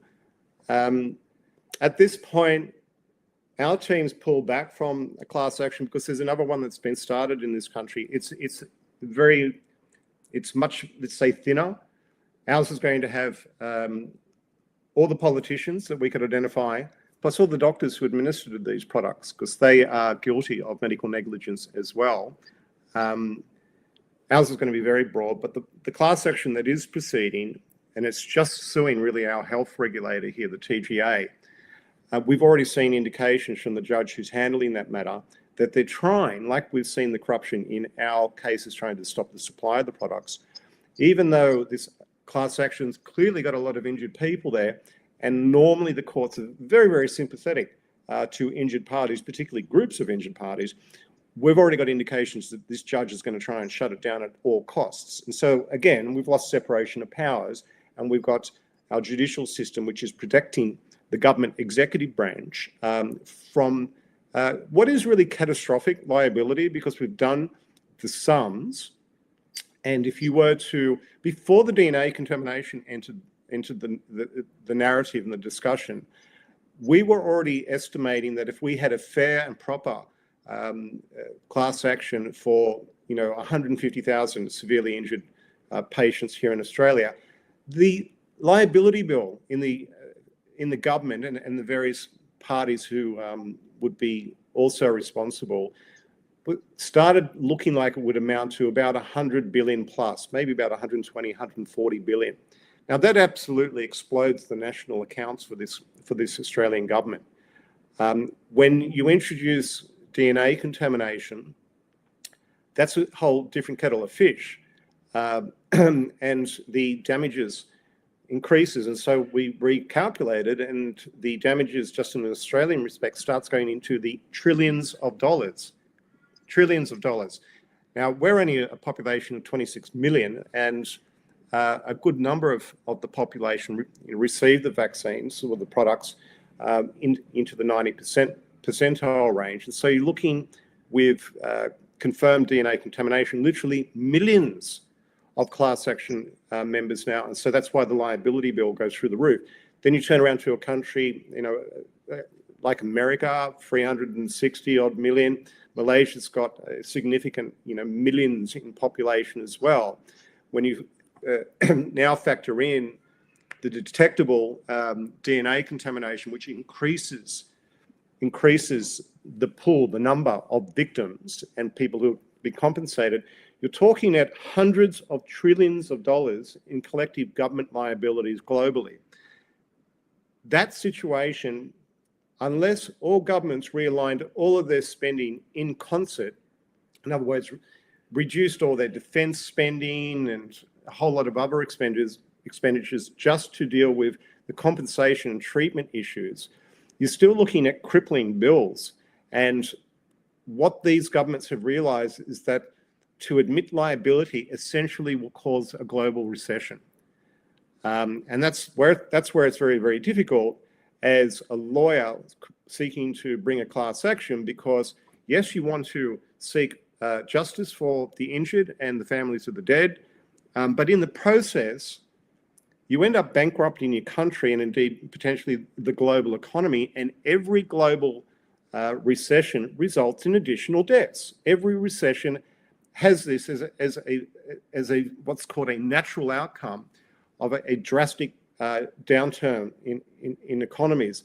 And so you get justice for perhaps some form of justice which your government can't afford for your injured parties. You force a recession and you cause more deaths as a consequence. So we're in a very, very difficult situation in terms of legal remedies because it's a global liability issue, clearly. So obviously this has been very well planned out. I'd rather use the word diabolical. I mean, there's no such thing as government money, right? Every resource that the government is entrusted to facilitate is the resources of the people, those who can afford tax and those who can't. But I must agree with you that this would in fact cause a global recession, and perhaps that was part of the plan in the first place. People like Catherine Austin Fitts have talked about how the pension funds have actually disappeared in certain countries. And one of the ways in which they can deal with that problem, according to Machiavellian thinking, is to eliminate people, particularly the elderly, who face the worst brunt of these weapons of mass destruction. Dr. Mark Trozzi has a question for you. Go ahead, Mark. Yeah, thanks very much. Shabnam, Julian, what you just said is kind of something that somewhat haunted me, and I really would love your insights as well as Mohamed and Shabnam's on this. So we see this where governments were manipulated, governments were infiltrated. For instance, in Canada, we have an actual official who signed the contracts with Pfizer. And in those contracts, you see that, yeah, there's no evidence of that it blocks transmission or infection. It hasn't been properly safety tested on pregnant women. So in a way, it's like they've covered the back of Pfizer. And then you have this person who's signed on behalf of the Canadian people to the contract. And then I found myself coming to this point where, like you've pointed out, okay, so if we successfully sue the governments, well, that is us. And so you have the people who were used to finance the crime now being told that it's our responsibility to compensate ourselves or each other for the impacts of the crime. So this is where I wonder is it's my understanding, and I'm out of my medical silo a bit here, but that criminality ends indemnity. There can be no indemnity for criminality. And from what I've seen, there's so much criminality from Pfizer, from actors who've made billions of dollars in profits through these operations. It seems to me, I would hope that there's some way, rather than burying our collective assets, i.e. supposed governments, in debt to compensate us for the harms, that it should be the people holding the profits, the corporations holding the profits, the Bill Gateses, in our case, Trudeau and his racketeering, I would propose, in these injections. Is there not a remedy that where it's the people who ultimately committed the crime, committed the fraud, rather than governments who are liable for the damages? Because that's where all the money's gone. Yeah, look, it'll depend, one jurisdiction from the next. They've all got different legal avenues for redress. And look, the indemnities that were provided to Pfizer and Moderna, they're just global. They're just global. And so, as you say, when you start bringing formidable, let's say, class actions, and you've solved the causation issues for your general injuries and death, but then you introduce the additional causation tools with respected genomic sequencing, confirming DNA contamination, and the courts can't deny the force of the arguments anymore. Well, then, yes, you get a situation where the government, having provided the indemnities, they're the first cab off the rank to wear the ultimate damages that are payable. And as you say, well, then that looks like, all the taxpayers who are the guinea pigs here are required to pay the damages bill. But there's more to it than that. Now, just say you had a straight up class action in Australia like that. The government and various governments, the federal and state governments, were found to be collectively liable, and that's because of the indemnity. And let's say, the damages bill is, $1 trillion. That damages bill is payable pretty well immediately. Okay, you can't sit back as the government and say, oh, we're just going to wait and hoover up $1 trillion in taxes from the taxpayers, because that would take years. We don't actually tax that much annually. It's just we tax only a fraction of that. So the Australian government, in other words, to satisfy the liability, financial liability on the outcome of judgment, would be required to go to the bond market to raise that $1 trillion. Okay, they'd need to go and borrow it. But here's the problem.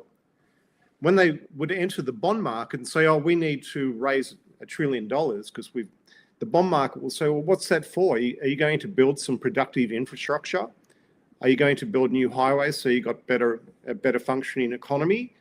What do you need the money for? And the Australian government says, oh, we've got to pay 150,000 Australians, for the injuries that caused them. That's not productive money, okay? And so the bond market would not lend the Australian government that $1 trillion. And so they would have then the Australian government sitting there not being able to pay its legal liability because it can't raise the monies in the bond market. And so effectively, the government would have to declare bankruptcy, because the victims would be able to go back to court and say, okay, well, we want the federal government to sell its assets. So it becomes an absolute mess. It becomes an absolute mess. Now, another aspect, and it's the criminal aspect that you're speaking about, here with the GMO proceedings, one of the issues is that if you deal with a GMO in Australia and you haven't been granted a GMO license first, it's a serious criminal act. And so while we've been in the federal court trying to get the drugs stopped because there was a failure to get that GMO license, we were also having to show, to get that civil remedy, that Pfizer and Moderna had committed a serious criminal offence. Now, we got mucked around by the corruption of the federal court with those proceedings, but at the same time, we turned around and delivered a brief to our Commonwealth Director of Public Prosecutions, the fellow involved, the department that brings serious criminal cases against individuals and companies in this country, and we've shown that authority, look, you've got to bring serious criminal allegations, indictments against Pfizer and Moderna because they've committed serious crimes for dealing with a GMO. And at the same time, we pointed out to our federal authorities, we said, this criminal conduct entitles you to cancel the indemnities that you provided to Pfizer and Moderna. So to get back to it, Mark, that's if they went down that route and the class action proceeded, well, then the federal government would be able to avoid a significant amount of the financial liability, and then that would fall onto the shoulders of Pfizer and Moderna. But here's the problem. Once again, Pfizer and Moderna have only got so many assets, okay? It runs to, several hundred billions of dollars. And yes, they've got professional indemnity insurance, okay? But as soon as you get a class action in Australia that produces a liability bill exceeding, going into several trillions of dollars, there'll be class actions on the similar vein all around the world, because the same principles will be there. And every government will find a way to nullify or cancel those indemnities to push the legal burden onto Pfizer and Moderna. Pfizer and Moderna ends up, let's say, sitting with the majority of the legal liability, running now into about like 100 trillion, 200 trillion or whatever. These are staggering figures. And they're realistic because of the number of people affected. Okay, we're talking millions, if not billions of people. Now, the insurers behind Pfizer and Moderna are the biggest, some of the biggest in the world, and they are backed by reinsurers. So if the insurer can't pay those trillions of dollars, which they can't, then they turn around to the reinsurers, who are meant to be the backstop of the global insurance industry, and they get them to put in money. But then the reinsurers say, we've got no money left. So you end up bankrupting the global insurance industry. When you bankrupt the global insurance industry, it's not just for Pfizer and Moderna that you bankrupted it, you bankrupted the entire global insurance and reinsurance industry for every other industry as well, as a consequence of these liabilities in Pfizer and Moderna. In other words, it has what's called a systemic effect. And so that means no industry will then be allowed to operate, because there's legislation around the world that if you want to operate in this business, or this business, you've got to have insurance. And if there's no insurance industry, then nothing can run. And so again, we get to this global collapse situation. It's just unreal, absolutely unreal. Getting back to what Shabnam was saying, was this part of the design? Well, if it was a plan, it's unfolding beautifully in terms of its evilness, because these were the natural consequences of forcing, a genetic therapy onto billions of people, that there was going to be all of this death and injury afterwards, right? It's just, there was plenty of literature to indicate that was going to be the outcome. And so, yes, the evil, rich geniuses of this world, and we're talking about some families that have been around for hundreds of years, who are part of this, let's just say, syndicate, crazy syndicate, big pharma syndicate. They've got so much money and time, they employ strategists who are able to plan these sorts of things out, 50, 100-year plans. So they know everything that's happening. They expected that medical experts and legal experts would come along and have conferences just like this one in due course after 21 and 2023. That it ends up being my name, it's irrelevant, but they knew that we would come along talking about these issues. And so it's like, okay, when you're a strategist and say, okay, so we should expect in 2025 that they'll work out all the ways, legal strategies for suing every government in the world. What's our next step after that? Do we allow, because all the courts of all the respectable jurisdictions, the judges are mostly politically appointed. They're told what to do. And so the next phase here is to see how well bought off the judiciary is globally, or if we're going to start to get a few honest judges. We only need one or two cracks, and then judges with consciences will generally follow good judgments. We don't know the level of the corruption, but we do know for certain that the level of corruption in the implementation of the fraudulent pandemic starting in 2020 was extraordinarily well orchestrated, extraordinarily efficient, and really we have to sort of congratulate them. It's like you pulled off the greatest medical fraud in human history. And so when you're that well organized to begin with, you should expect that they're very well organized for preparing for the legal issues that we're talking about here now. Medical fraud and economic heist, and no doubt they're going to try it again. We have about 5 to 10 minutes to go into this event, so let's, as part of our general discussion, have a look at some of the comments and or questions coming through from people watching. Raymond Raj there with an explanation on how Malaysia's health matters are dealt with at the federal level, and all 13 Malaysian states have to comply with and implement federal rules. I think we have someone's mic on currently, so we can hear some typing there. CL Morris, can we mute? Okay, there we go. So CL Morris asks this very important question. Is the object of the businesses, so is the object of the cartel, essentially, I would think, to remove the people from the land that has the resources for the infrastructure of AI, which, as we know, amongst other things, needs millions of liters of water in order to function. You have the CEO of Nestle saying that water is not a human right. But we are seeing people being displaced from different parts of the world, and that includes the indigenous. The eugenists have been trying for decades to depopulate the earth. Any thoughts on this particular comment and question? Well, I might have a little introductory comment, which is when you step back far enough, there's nothing really new about this.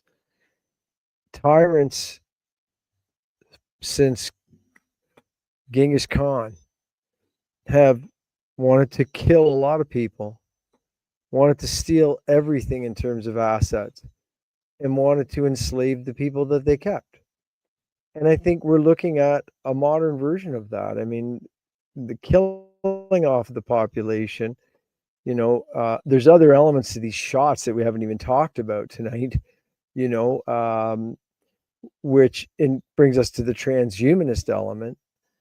So I think, unfortunately, that's what they're up to. They're up to killing, enslaving, and stealing everything. And that's what we're up against. Well, certainly the transhumanism angle, element, and disaster is a part of this. When you look at DNA contamination, the GMO, etc., it is a conversation that we need to deepen and strengthen as part of biodigital convergence. And some of the interviews I've done with scientists who reveal structures inside these vials that, first of all, should not be there. Second, they can't be identified. And third, if they can be identified, they look like circuitry. And certainly a number of scientific papers which prove biodigital convergence has always been an agenda and has been going on for a really, really long time.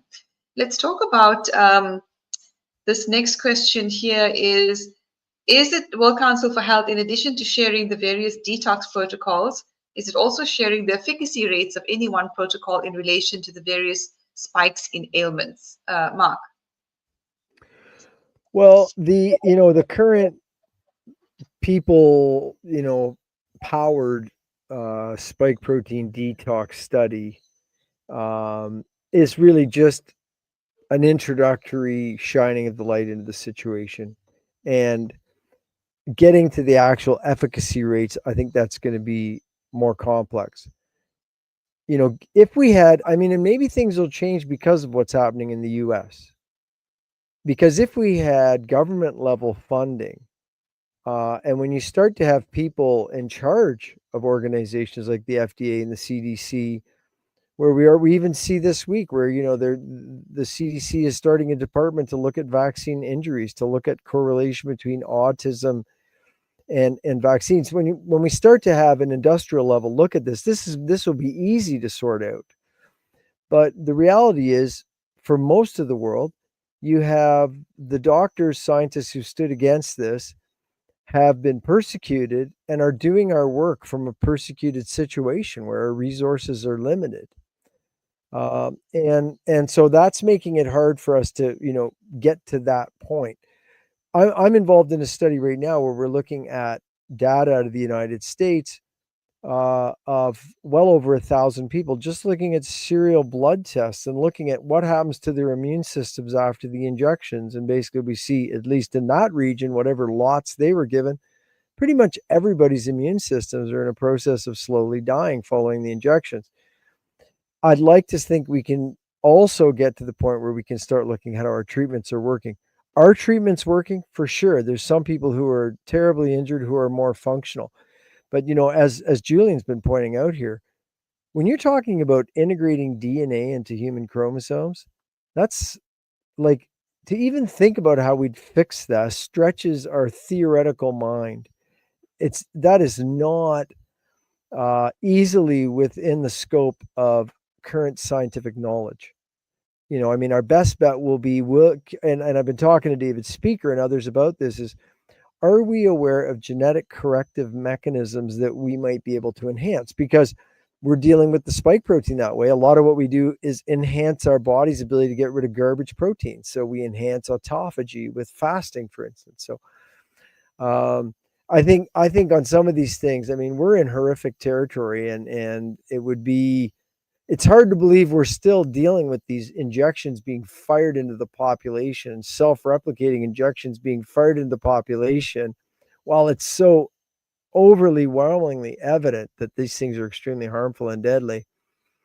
And we're trying to develop the detox protocols and analyze what to do. Well, in a lot of places, Canada included, you know, just for speaking like I'm speaking would get a doctor's license stripped and get him kicked out of his laboratory, his hospital, and his teaching position. So it's a challenging situation.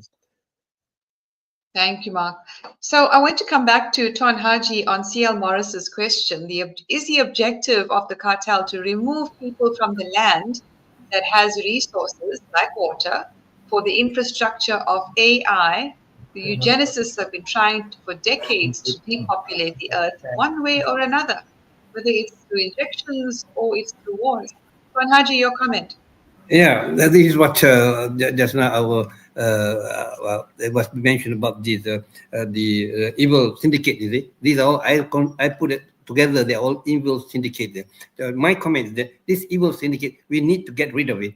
We cannot be continuously under the control of this evil syndicate to control the whole world. Is it? Now these are what they are doing. They are wanting to control the world. And then, of course, we are confronted like a country be bankrupt or not. But that is secondary compared to the evil world continuously allowed to do all these things. That's why I say rule of law has to stand up, and people have to stand up. There's only one way: the class action of the rule of law, and people of the state need to come up to address this issue. We cannot allow the civil syndicate to control the world and to control our life and to control our own country's sovereignty. We have no sovereignty of taking away our sovereign country's rights. So that's my response to that. Thank you, Tuan Haji. Well, closing comments from our participants today. Share your closing comment with us. And in that, if you could include the critical urgency of us protecting, advancing, and strengthening the right to free speech. Julian, go ahead. Your mic. My system's gone very slow, so I hope my sound's coming over okay.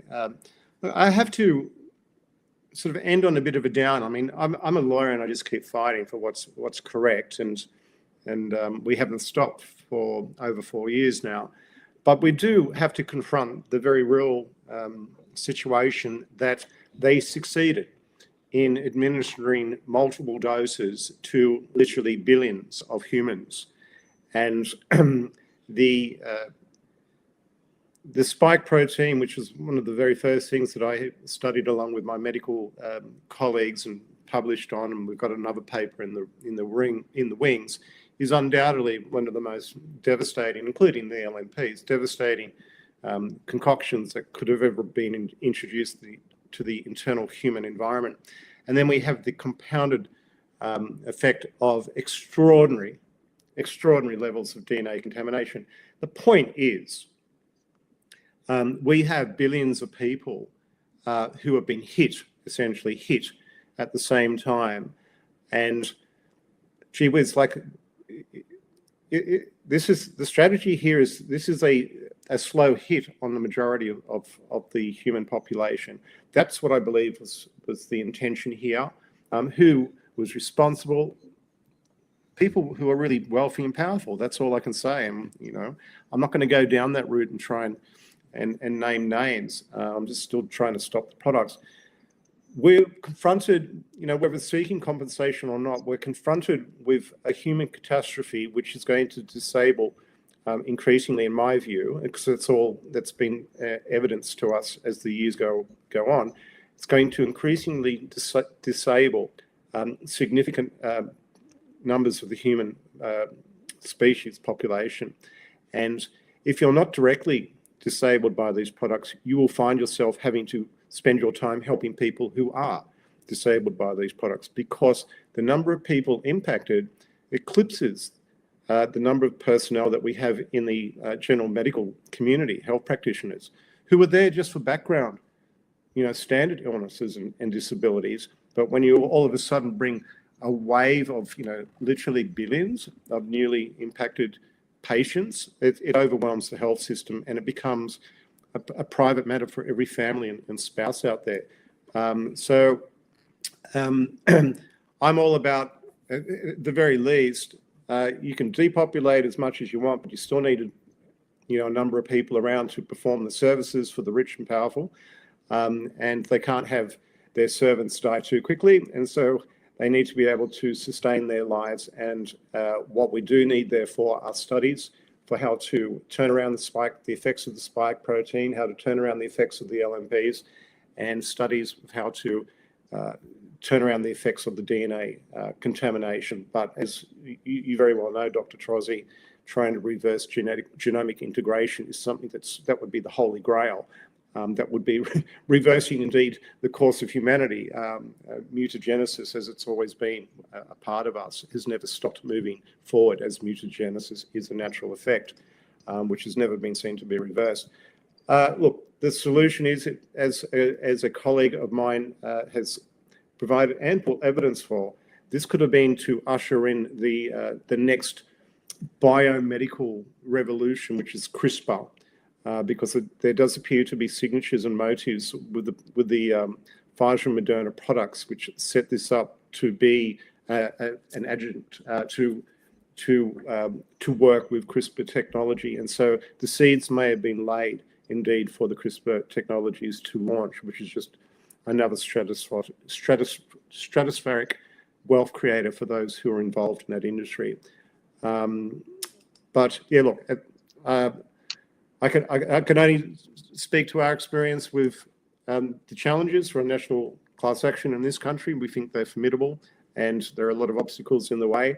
So we just went back to our primary mission, which is just to try and stop the supply of the products first, because they're still giving this stuff to babies around the world, and it's just horrendous when we know, and everyone knows, what these things are doing. We've got Bobby Kennedy, who knows that these things are poisons, but he's the boss of the FDA now, and he's still allowing, at last count, 9 million, American adolescents, including over 1 million babies, to receive these products. 12 shots of these things have been received by American babies before they're 12 months old. We've got a similar situation here in Australia. So we're just going to stay on mission to try and stop the children and their genetics being polluted, or if not destroyed. So over to you, and thank you very much for hosting today, Shabnam. Thank you very much, Julian. It's been an absolute honor to have you on, and we look forward to engaging you much more in future as we build international solidarity towards truth, justice, and freedom. I'd like to turn to Dr. Mark Trozzi for your closing comment, and then to Tuan Haji for his before we close. Mark, you and Dr. Suzanne Humphreys were two of the first doctors from the health freedom movement to speak out about the genocidal use of the oral polio injection or the drops, the oral polio drops on Palestinian children. And this word genocide becomes relevant in relation also to the COVID-19 operation. And it's defined as the deliberate and systematic destruction of a national, ethnical, racial, or religious group, either in whole or in part. It involves acts committed with the intent to annihilate a specific group through actions such as killing members of the group, causing serious bodily or mental harm, deliberately inflicting conditions that lead to the group's destruction, imposing measures to prevent the births within the group, and forcibly transferring the children of the group to another group. So in other words, the orphans that have been created through the COVID-19 operation. And this definition is from the UN Convention on the Prevention and Punishment for the Crime of Genocide. Your thoughts on the subject, or on the assertion that the COVID-19 operation was intended to cause genocide? Well, I think it's absolutely certain that people who planned the COVID-19 operation knew that this would kill a lot of people. people that created the virus, people that modified the spike protein to be so toxic. And, you know, keeping in mind, the spike protein wasn't nearly as toxic when it was part of the virus as it was when the virus was an excuse to get people to be injected with the genetic payload to produce en masse the toxic protein in their body. That's much more dangerous. So, I mean, that this is a murder scene, that this is mass murder, that's obvious. I think we crossed that line so long ago. And, you know, the only people that need to catch up on that are the people who are new to the classroom. Something that I mean, we need fully functional adults here. And we live in a period where in much of the world, humanity's been weakened mentally and spiritually to not even be fully functional adults and unable to handle what we're dealing with. But we need fully functional adults to stare this thing straight in the face for what it is. This is major crimes against humanity. This is mass murder. And this is an ongoing and fairly successful so far effort to create a global dictatorship and enslave the people that aren't killed. I mean, that's very real. And I think anyone who did not get a phone call or a message from the people doing this to say, hey, listen, we're getting ready to kill off a lot of the population with these shots. So whatever you do, don't give them to your kids. I don't know anyone that got that phone call. And anyone who did not get that phone call, you and your family are among the targets. And we need you to be fully functional adults. The people you see on the screen, Shabnam, Mohamed, Julian, myself, we've completely deviated from our previous life plan to deal with the reality before us, because it would be delusional to say, no, this is too heavy. I don't want to deal with this. I'm just going to go back to my daily life, take my shots and just be quiet about it. I'm going to ignore this. That's suicidal. That's for sure suicidal. The only reasonable path is to be a big boy or a big girl, be mature, don't panic, stay spiritual, stare this thing straight in the face, and then figure out what is your part. I can see what Shabnam's part is. I can see what Mohammed's part is, and Julian part is, and my part. And you can be sure we're doing everything we can. Question is, what's your part? Are you a judge? Are you a military expert? What's your part? Because it's when a lot of us, and we're already partway there, do our part and get smart and don't panic. That's when our children have a hope. That's when there's a hope for a future. But with everybody's heads buried in the sand like ostriches, there is no hope. So my encouragement to people is don't panic, but stop hitting the snooze button and wake up. And once you've woke up, it's time to stand up and join the fight, because we're fighting for everybody and we need you to fight with us. Thank you, Dr. Mark Trozzi, for that those inspiring and sobering words. Tuan Haji, a closing comment from you, a message to people of faith and people who are spiritual to come together in this fight for justice in Malaysia and around the world. What is your closing comment? Perfectly right, Dr. Mark Trozzi and Dr. Julian. Perfectly right that we have to stand up. We cannot allow this evil to go on. They have gone too far, and extremely too far, and now they're above. They want to take over all the sovereign countries in the world and to be only one world corporation to control everything, even our livelihood, and putting what they call this kind of mercury or heavy metal to control our livelihood. This is something is weird and wrongful, and not justice at all. There's not justice at all. That's why we wish that all people of the world, not only in Malaysia, of the whole world, we have to get together to address this issue by law, the rule of law, and the rule of the right of the people of the land. So that's thank you very much, Tuan Haji. In closing, I want to highlight a legal brief that has been published by World Council for Health, and it was authored by, let's see if this allows me to do what I need to do here. It was authored by Professor Willem van Aert, who is an international law professor. I don't know, Fazwan, if you can help me bring that up on screen. Thank you so much. And it's called Preventing the Abuse of Public Health Emergencies, Lawful Criteria to Declare a State of Emergency with Public Health or Public Interest Recommendations, February 2024. I'm very honored to have been part of the team to have worked on this very important document that is available on the World Council for Health website. I just want to highlight one particular piece of content, perhaps the most important one, that is the lawful criteria for declaring a state of emergency. If you could bring that slide up, thank you, Fazwan.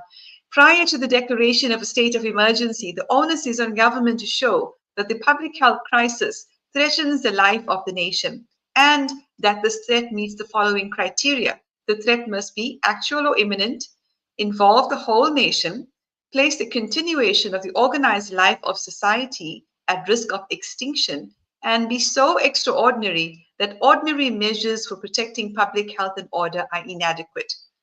Any health emergency or emergency in general that does not meet any one of these criteria would not constitute a legitimate threat to the life of the nation.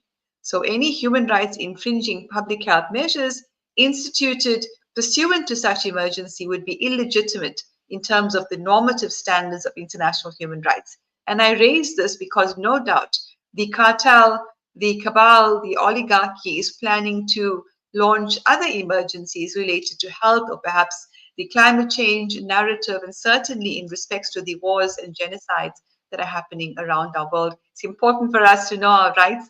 And when I say us, I don't only mean the lawyers and the doctors, the activists and the journalists, I mean everyone. With that being said, a very warm and heartfelt thank you to Tuan Haji and your team for helping to put this expert hearing and conference together. We also want to thank Dr. Mark Trozzi for your unrelenting commitment to humanity. And of course, Dr. Julian Gilles for sharing his expertise with us today, certainly for us to think about and take action on. We also want to thank everyone who's been watching, commenting, and questioning.